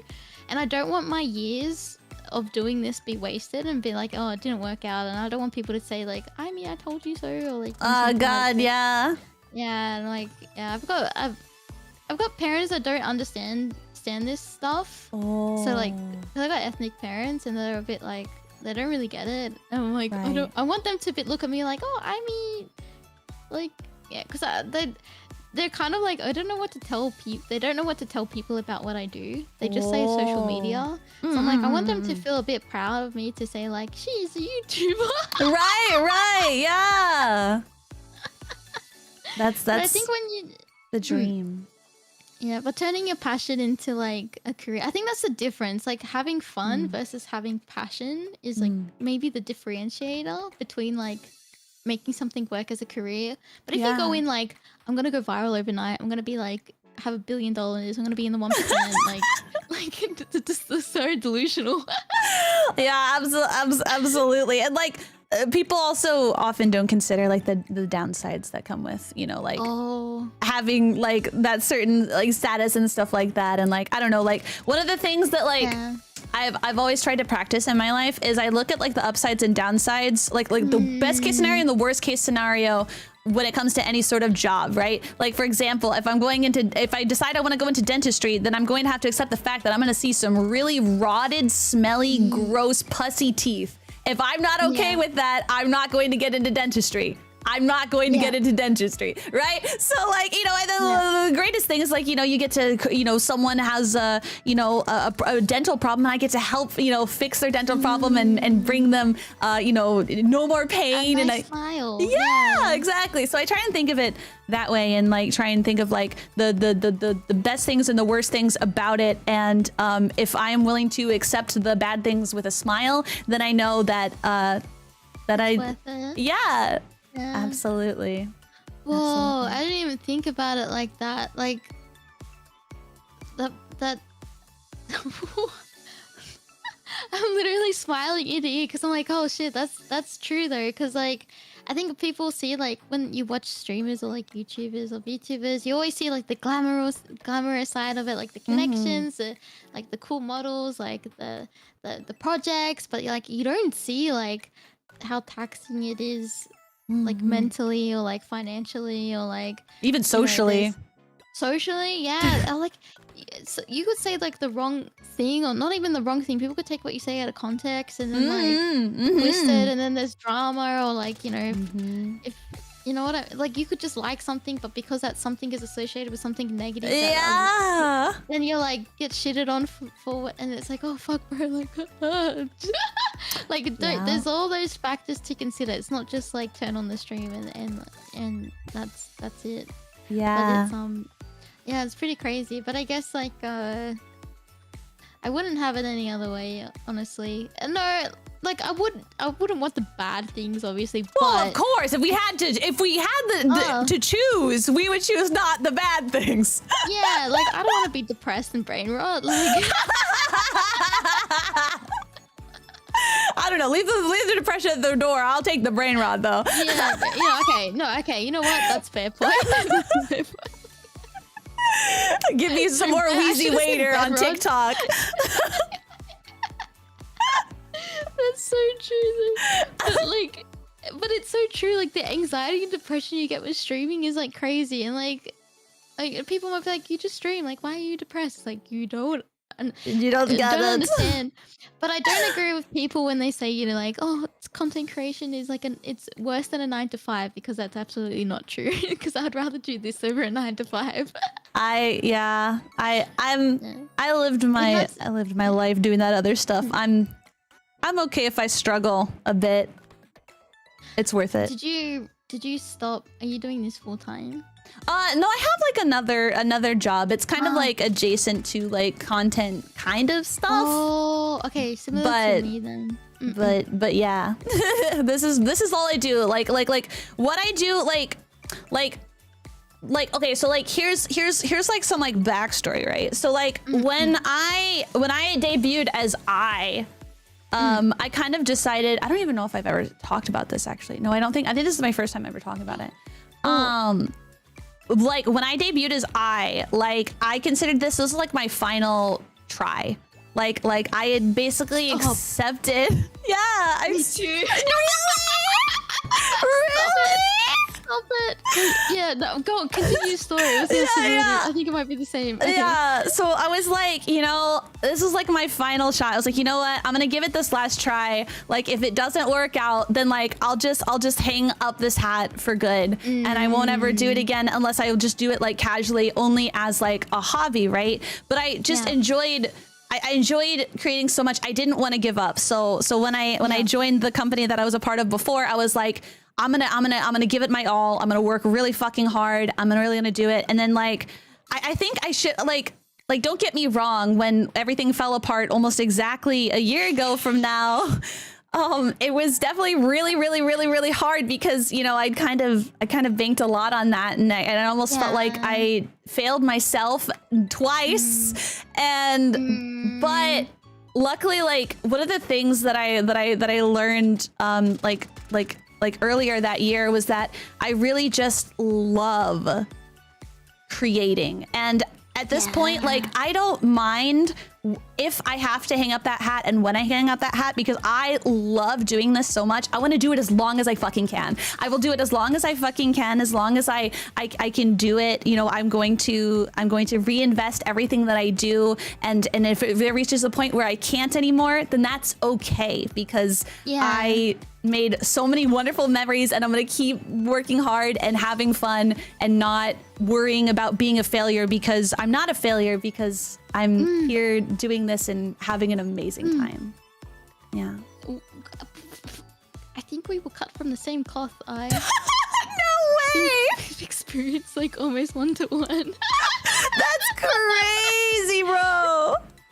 But like when the agency that I was in that fell apart, like you go through the motions of like, why was I picked, like, for this, like, why am I here in this moment of like, you know, utter despair, and like, was I not cut out for this? Was like the doubt take over and win? Like, you think about things like that, and then you think about like, but what makes me happy, and then you just keep doing it just to see how it works out. And then you're like, well, I'm still here today, so and because I thought at like, if being in that agency didn't work out, I was taking it as a sign, like, this is just what this is not meant to happen. Right. Because I'm a bit like, you know, what's meant to be is meant to be kind of thing.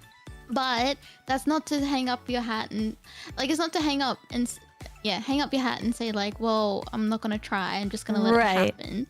You have to put in the work to see if it's still gonna happen. So if you're like, with the agency stuff that happened and whatever, like, if it was like downhill from there, and then I would have taken it as a sign like, well, at least I tried, and then even if I tried and it still failed, then, you know, I can be proud to say I did my best, and that's just the end of it. And yeah, but I've actually, you know what's really funny, I was looking at analytics when joining the agency, and then when it collapsed, I was really stagnant. As soon as it collapsed, it's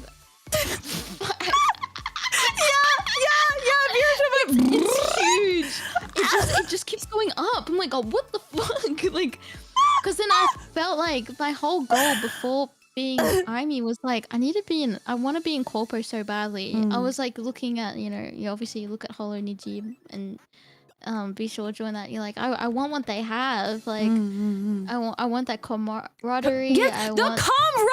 That's what I fucking wanted so bad. I wanted it so bad. Like, just to have like a group of people who are all there doing the same thing. They know all the same struggles. They're all there for each other. Like, helping each other out helps them out. Like, it's this beautiful thing, and it all just fell apart. No, it's a lie. No, it's not always a lie, but it's just the experience of it. Just maybe a different time, maybe a different life, maybe different circumstances, maybe it could have worked out, but I just was not meant to be. And like, I think I feel most heartbroken, I think, about that. Like, a company comes and goes, but it's the relationships that you value the most, and I feel like I walked away from it like heartbroken that like I never got the sisterhood that I know.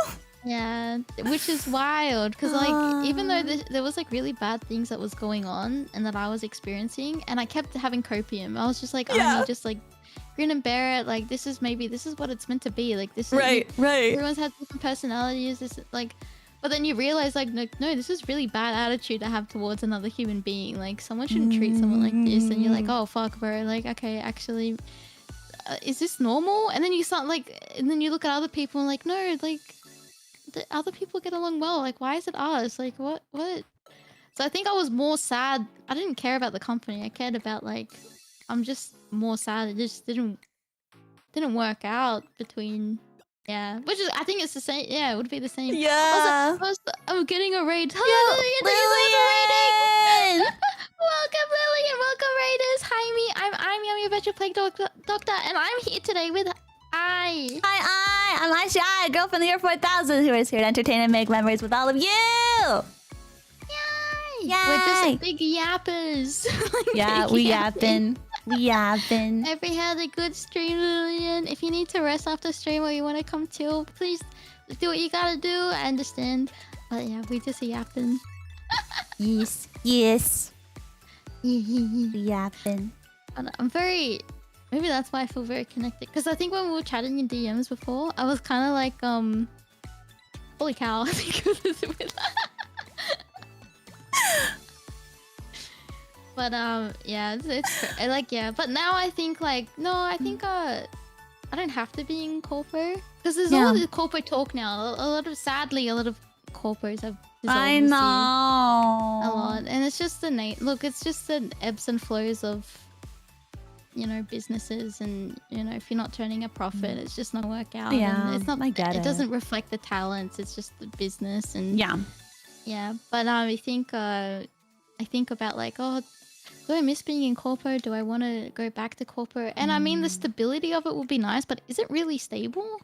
That's what I think now. I'm like, is it really like to have? And like, that's just normal and now, and it is what it is. But I think maybe it just means I'll have more diverse. Like I can pick who I want. Yeah, you know what I mean, rather than like exactly try and get along kind of thing.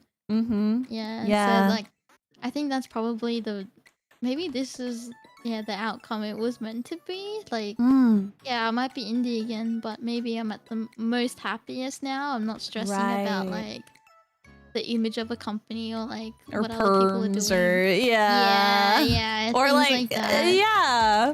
I think that's a good way to look at it too. Yeah, like you get to choose those people, and like honestly, the only thing, I mean, as much as it's very real, the only thing stopping us from basically having like that close-knit like friend group is just our anxieties. Like we just need to like just reach out and actually do things, and but that's self-sabotaging ourselves, right? And that's one of the benefits to having like gen mates is you didn't get to sit there and like self-sabotage yourself into not like having a group. You were given this group, you know, you're forced to be with this group, and whether it works out or not, at least you have each other's backs, because when you have each other's backs, it helps you out too. So there's kind of like this nice sort of thing there, you know, but that's also an excuse. It's just an excuse because we can have that without needing like a, you know, a corpo or a generation. We just need to like reach out and make those connections, and like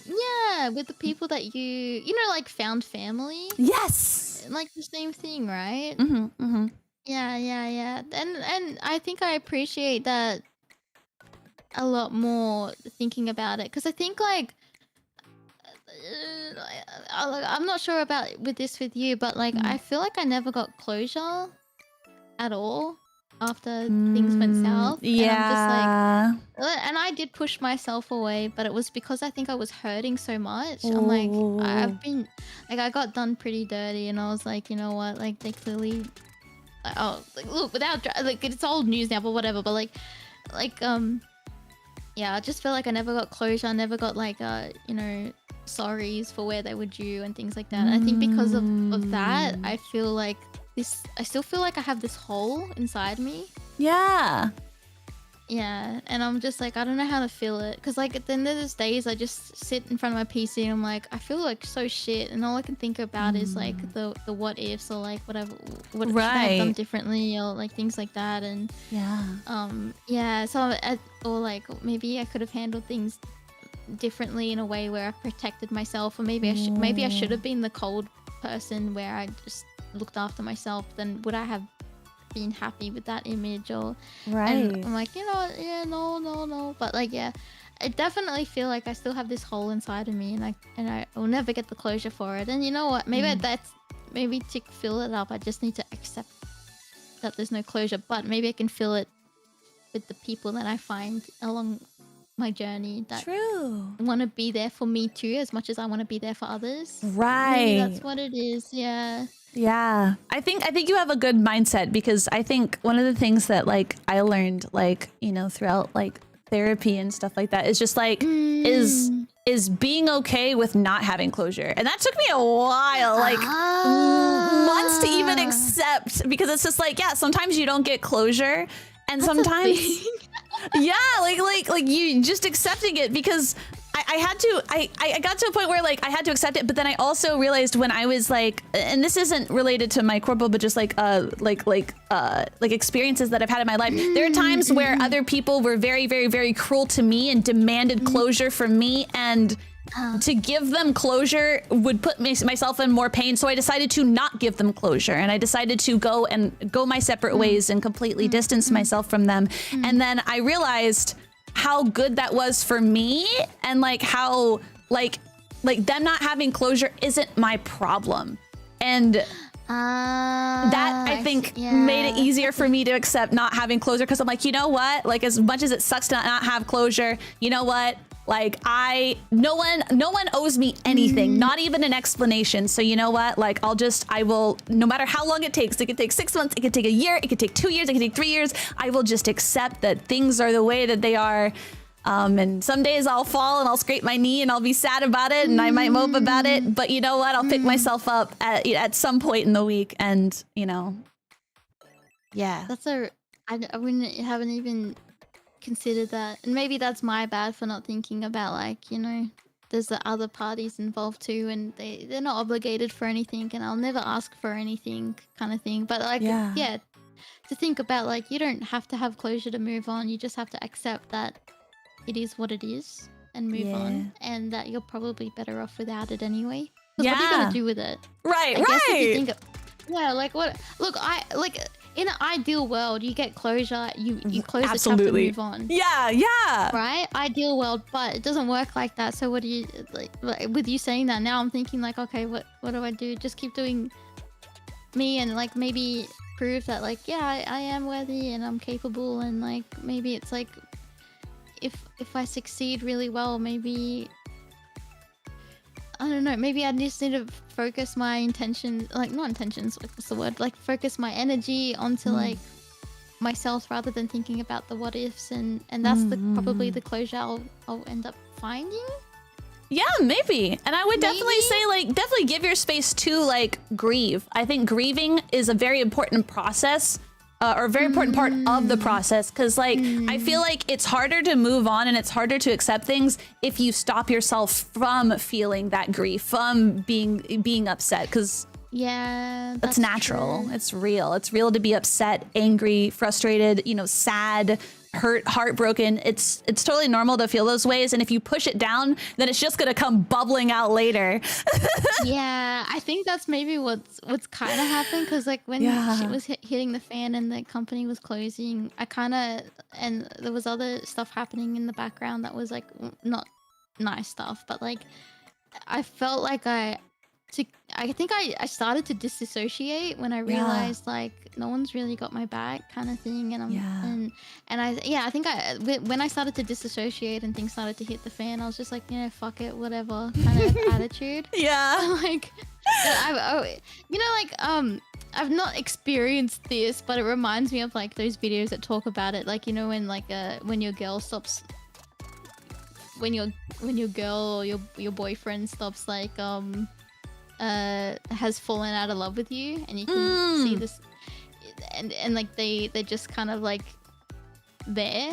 That's kind of how I felt, and I'm like, I'm just here, kind of thing. Like, I've stopped caring just to protect myself a bit. And I think because of that and how quick it happened, I don't think I grieved properly, maybe because I was I just dissociated, and I went straight into grinding content. Right? Like even the day after the announcement, I had collabs on. Like Well, because schedule. But keep in mind too, like sometimes like that's like it's like a not a coping mechanism. It's like a survival tactic, right? It's like if you move on to the next thing, you know, then you're not worried about just like sitting there and being like sad and upset. You're just like, all right, on to the next thing, on to the next thing. So I understand what you mean. Absolutely. Yeah. Okay, yeah, that's crazy. We are very similar. You're very similar, but like, Like, I'm so sorry you went through like really crappy things too. Like, because no one should go through it, especially like, you know, like publicly on the internet. Like when everyone has the eyes watching you, there's like scrutiny. That's another thing. Like aftermath of like when shit goes down, like companies closing or like there's falling outs. Like eyes are on you all the time. And, Oh like, yeah. everything you do is like put under a microscope. Oh or, like, yeah.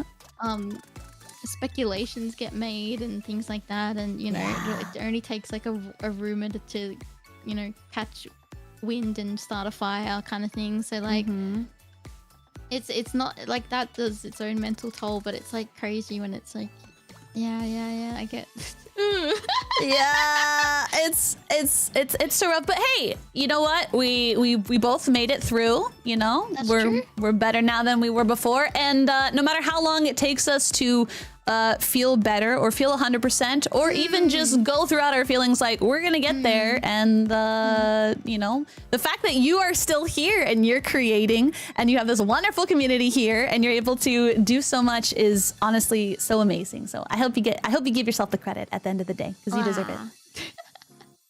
Thank you. I mean, the same to you, I too, because Thank you. yeah, of course, because I think maybe it's the end of the year blues. Like I feel super down. Yeah. Like this last week, I've been so bed rotten, It's so real though. It's so real. and I'm like, where did the fuck did this come from? I was like in such an amazing momentum. I have all these projects like ready to go, and like people are like relying me on things, and then the time that I should be doing stuff, I'm like in bed, like just literally bed rotting. I'm like, why? Get up, Amy, get up. I totally understand. That's that seasonal depression. It's that's what it's called, seasonal. Yeah. Yeah. And I'm like, how do I get out of this? And but I think like once the seasons change, maybe like, because I feel like my mindset hasn't changed. If anything, I'm more determined than ever, right? Yeah. And like but I think I just wonder, I guess it's normal, but like it's just one of those things like no one really talks about. Yeah, they like talk about it, but they don't actually talk about it. You know what I mean? Yeah. There's no like deep and it's just like, oh man, sad hours. Yeah. Anyway, gonna go play like Minecraft now. Like, you know, like it's kind of like that rather than and I get like it's sometimes it's just not things to talk about, but like it just makes you feel like it's just normal. It's just does everyone get this, or right? Because when people don't talk about it, you don't know like what it is like, which is why like I don't know. I think it's important to like talk about that kind of stuff. Like I'm a pretty big advocate for like talking about mental health, because you gotta normalize it. You know? Yeah, because I mean, from generations or even just like decades ago, it was just like, if you're depressed, just don't even bring it up. Like, don't even, like, why are you sad? Like, kind of thing. But now it's like, oh no, there's like all like depression is linked to so many things, like health wise and like even physical health and things like that. And, so like, and like, it's not nice to have. So I think like where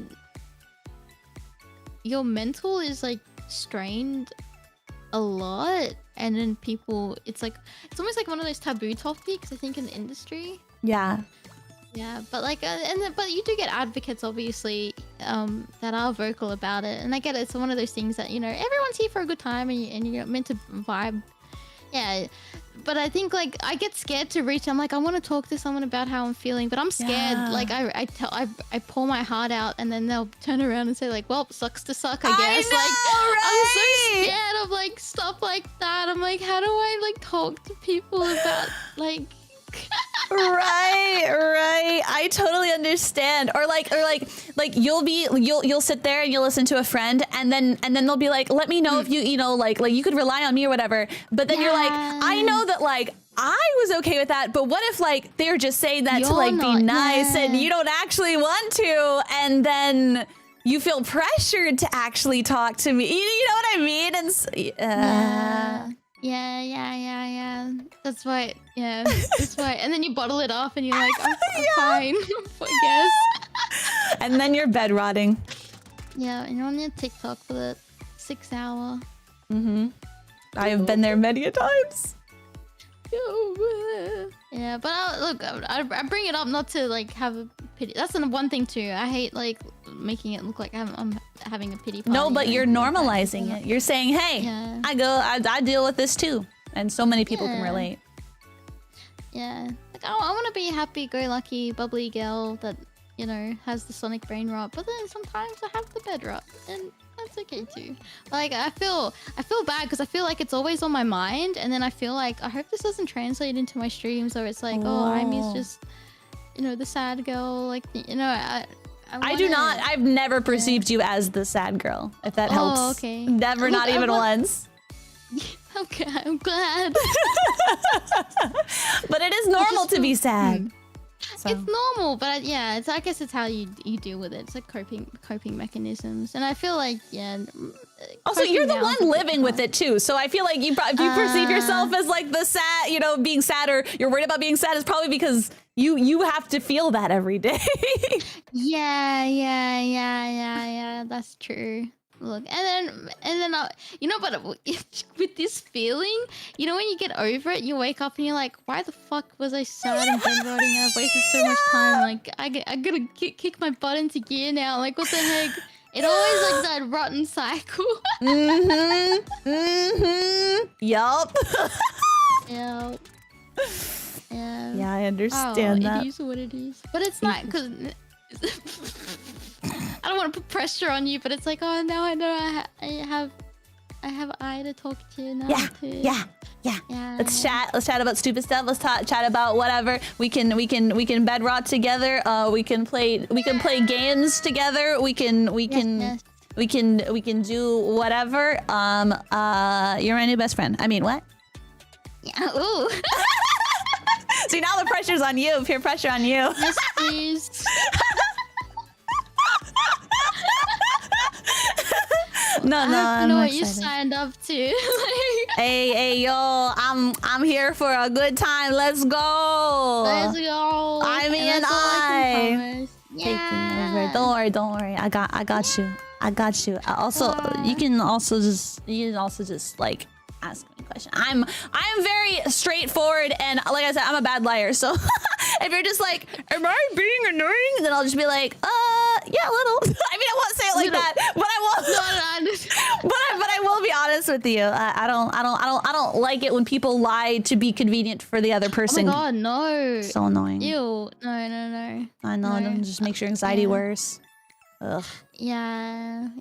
But I think, look, I've got a friend who's like really honest as well, but like it always comes from like, you know, it's because I love you, I'll be honest, and like you know, if I didn't love you, I wouldn't be honest. You know, when you have lipstick on your teeth? Yeah.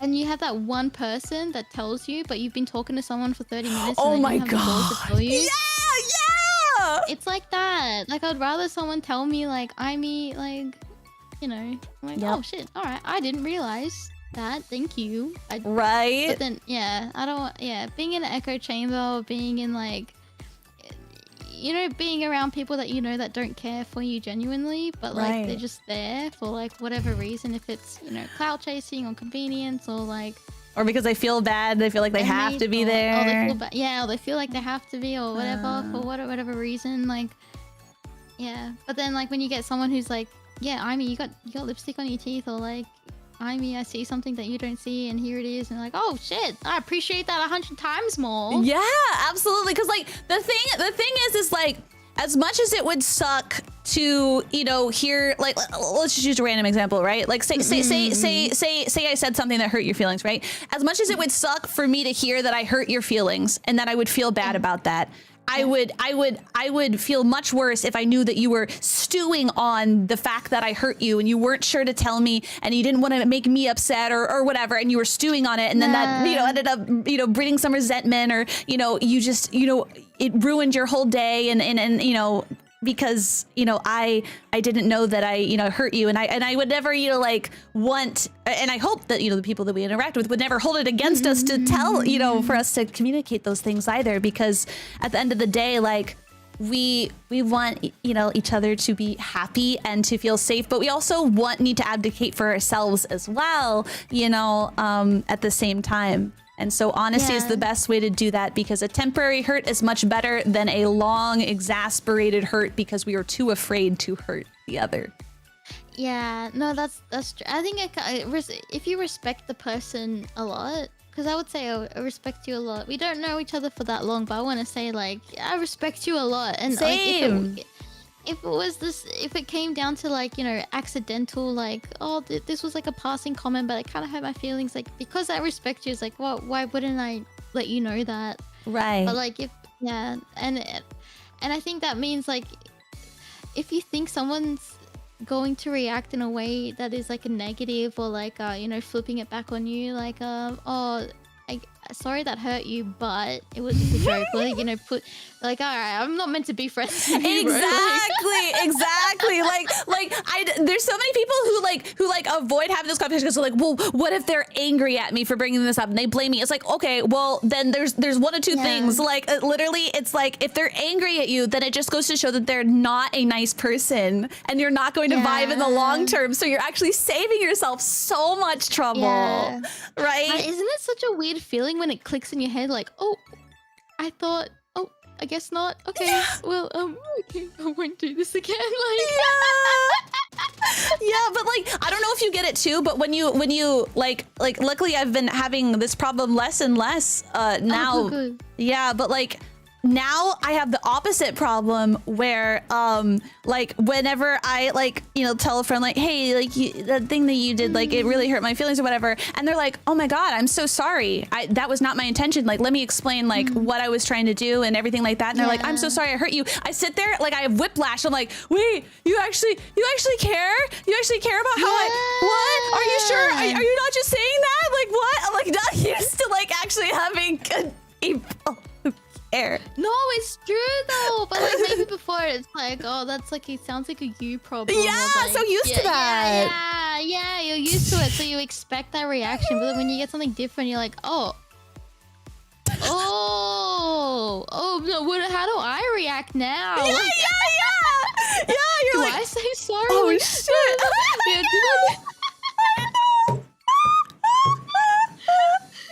That's crazy. But I guess that just means, like, you know, that goes back to, like, your found friendships and, you know, found family, and, like, yeah, you stick with the people you vibe with, and it is what it is. I would say, like, despite everything that's happened and things, like, I wouldn't change anything. I would go through all of that crap again. Honestly. Same. Yep. Yeah. I would. I'll do it all again. I'd do it all again, because without it, you know, we wouldn't be here right now. And yeah, that's true though, because like, I think I'm having like you know, some weird programming thing where I'm like seeing someone else's memories, but like before being like Aimee, like, I don't think I would ever have opportunities like this, or like, you know, so it's like crazy to think, like, now, because even though something bad happened, it's like I've got all this good, that more good came out of it than bad. Like, it's like the best possible outcome. So it's like, whoa. Yeah, comes right back around to the what's it called, the like, it was meant to be. Yeah, it was meant to be. Yeah, things happen for a reason, whether or not we see the good reasons right away, but it happened. Yeah. It's very, very true. And I think that it says a lot that we're able to also, like, take away our experiences, like, take that away from our experiences and appreciate it, because that's hard to do. Yeah, exactly. And it will make you a better person too. Like, oh, I'm not gonna. Well, I didn't like these shitty things happening to me, so I would definitely 100% not do this to anyone else, or make sure that. Oh my god, learned so much from this experience. Like, I've learned so much, and like, that's one of the beautiful things about going through, like, all of that and having those bad experiences, is we would have never learned the things that we learned if not for having gone through that. yeah, like looking at like red flags or like how to deal with like a unfair situation, or you know, instead of keeping quiet because it's convenient, be like, no, I'm gonna speak up and say this is unfair and this shouldn't be going on, or like you don't treat people like that. Like there's things like, you know, obviously you look back, hindsight's 2020, but if it was to happen again, at least I'm like, oh no, I'm equipped and ready to like handle this now. Yeah, exactly. Yeah. Exactly. Yeah. That's the beautiful it's definitely, thing. I feel like I've grown in. That's why it feels like these 6 months. I feel like it's been 2 years. Yeah, right. Right. You're right. Yeah. It feels like so it's much whiplash going on. You're like, no, all of this trauma and like drama and like not even like stress. This crap that's happened. Stress, anxiety, depression. Yeah. I've consumed like 2 years worth of it in 6 months. Mm-hmm. Yeah. I can't believe that I have been streaming as I for just over a year. Just barely over a year. Like what? Wow. What the fuck? It feels so much longer. Feels longer. I know know. what? I had that vibe with you too. Looking, I'm like, she's been here for ages. It feels like you're right. Like, and I don't get like when I saw when I first started watching your stream and when we collabed, I definitely thought you were like a veteran as well. I didn't know that you've only been serious. I've been for 6 months. I've been Ivy for 6 months. Yeah. Dude, I feel like a baby, but I feel like I've like aged 50 years. Like, right? Trauma will do that. Yeah. Holy, it does build character. Maybe that's why I like Shadow. Now I've made it full circle again. Here we go. Yeah, baby! The full wraparound. Woo!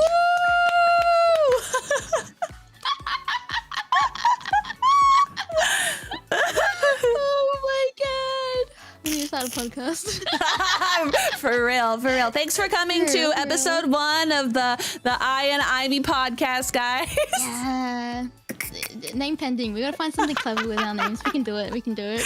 I believe in us. We both know puns, so like we'll come up with something. Yeah. After this, I'll cook. I'll start brainstorming. Fuck yeah. Let's do it. I'm pretty half serious, but like. It's okay. No matter what we do, we'll do something fun together. So Yeah. Well, we gotta organize Lethal, Phasmo, Subnautica, Skibidi Toilet, and then me playing Sonic games.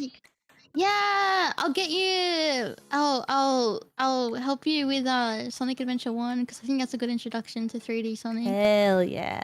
Yeah. Oh, Wait, Eye to Eye. Wait, so that's a good name. Eye to Eye. Ooh, like that is good. Damn, chat, you be That's cooking. really good. Wait, that's really good. The Eye to Eye podcast. Oh man, and then like the graphic that we could use could be like my eye and your eye. Ooh, with Right. even more puns. Right. And our eyes are all both very striking too, so it'd be really pretty. Yeah, well, it's complementary Yes. colors because blue and red. Mm-hmm. Yeah, actually, when I was drawing in the Sonic OC forms, I was like, we have really nice colors together. We do, yeah. It's so perfect. I thought but the red would be like overwhelming. I'm gonna look really weird next to you, and I'm like, oh no, it actually looks really nice. Perfect. Con Pecky. Yeah. All coming together. Yeah. Yes. But like, even though I could be out for another 3 hours, I don't want to take you out because I know it's late for you now. I think. Yeah, I don't know. You also have things to do. I actually have to pee really bad, so this is a good good place to end. No, it's okay. It's okay. I'll wait just an extra second. But yes. Okay. Yes. Will This you was be wonderful. Continually streaming. I will not be continuing streaming after this. I will wrap up. Because we could. Yeah. Who are we waiting? Oh yeah, we'll find who's rating. Actually, that's a good idea. Yeah. Aishii. Oh wow, there's this person named Aimee. She's streaming. Maybe I should rate her.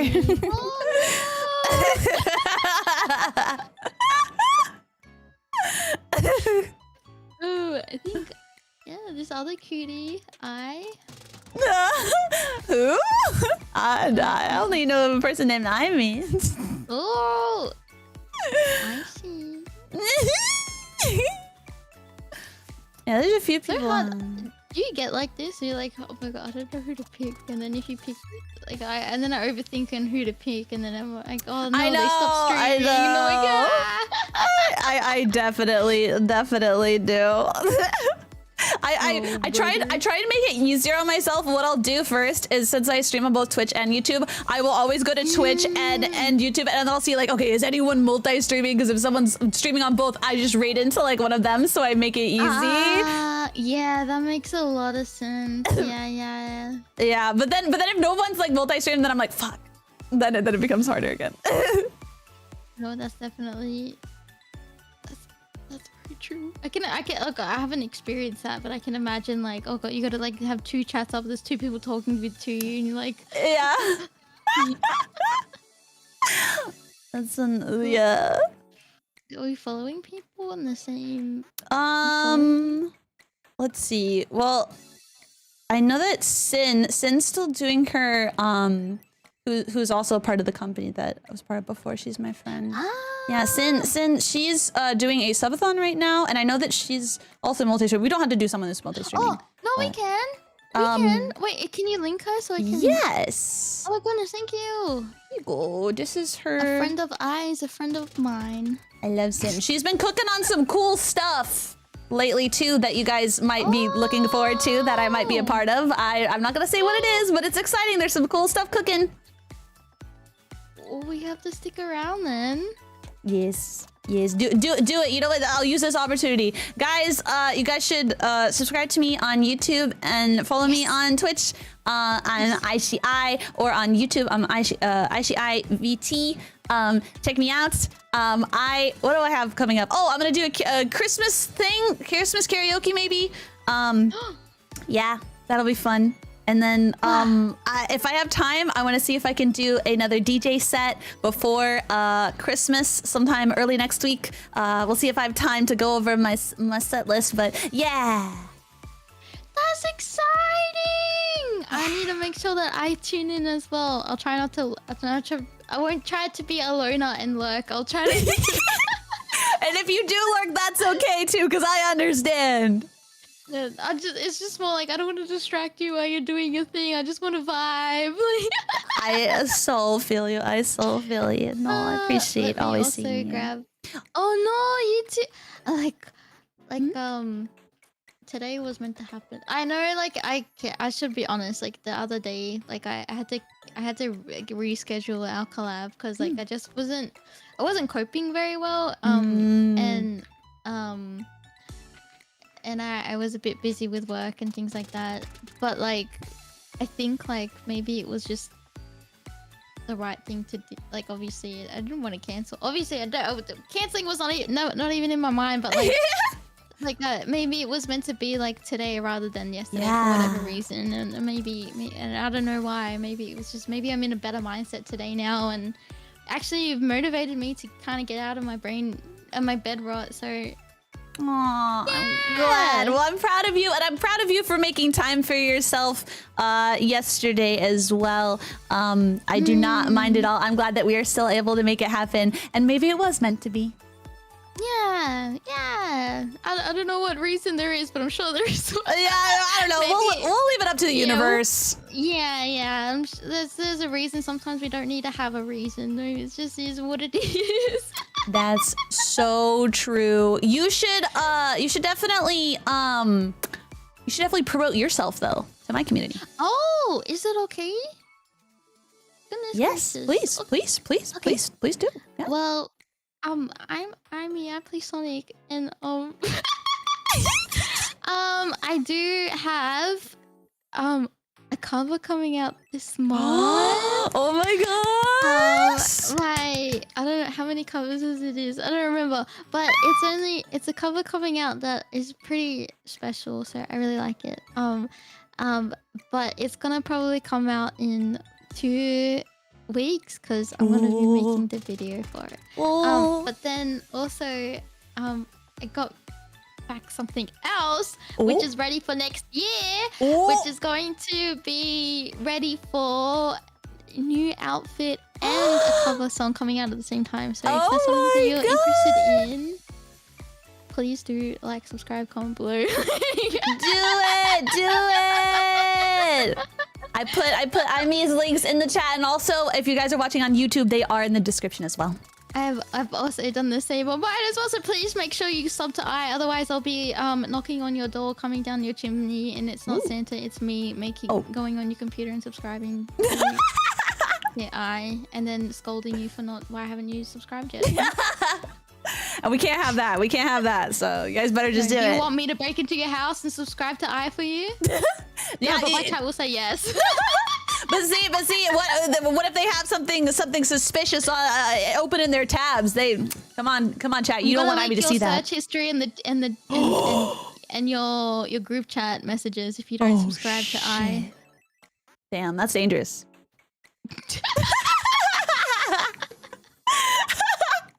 Sounds like I'm not seeing a downside. All right, mate. Of course. Of course. Good grief. But Thank you, guys. I may have some projects I'm working on that I need participants. So I will be reaching out and saying please. Very happy to do anything with you. Thank you. But yeah, I hope there's a lot of cooking. We cook. We should be chefs. Yes, we should be chefs. Oh my god, we should play freaking Overcooked at some point. Oh, we should. That'd be so chaotic. We should. What's that? I want to play that game where like you cook meat for people as well. I want to cook you some yakiniku. Oh, yeah, the yakiniku simulator. Yeah. I'll open my mouth wide for your meat, Aimi. Oh, please. I mean, it's not that impressive, but like it's okay. It's okay. It's yours. And that's what matters. It's mine, yeah. Please receive my well-cooked meat.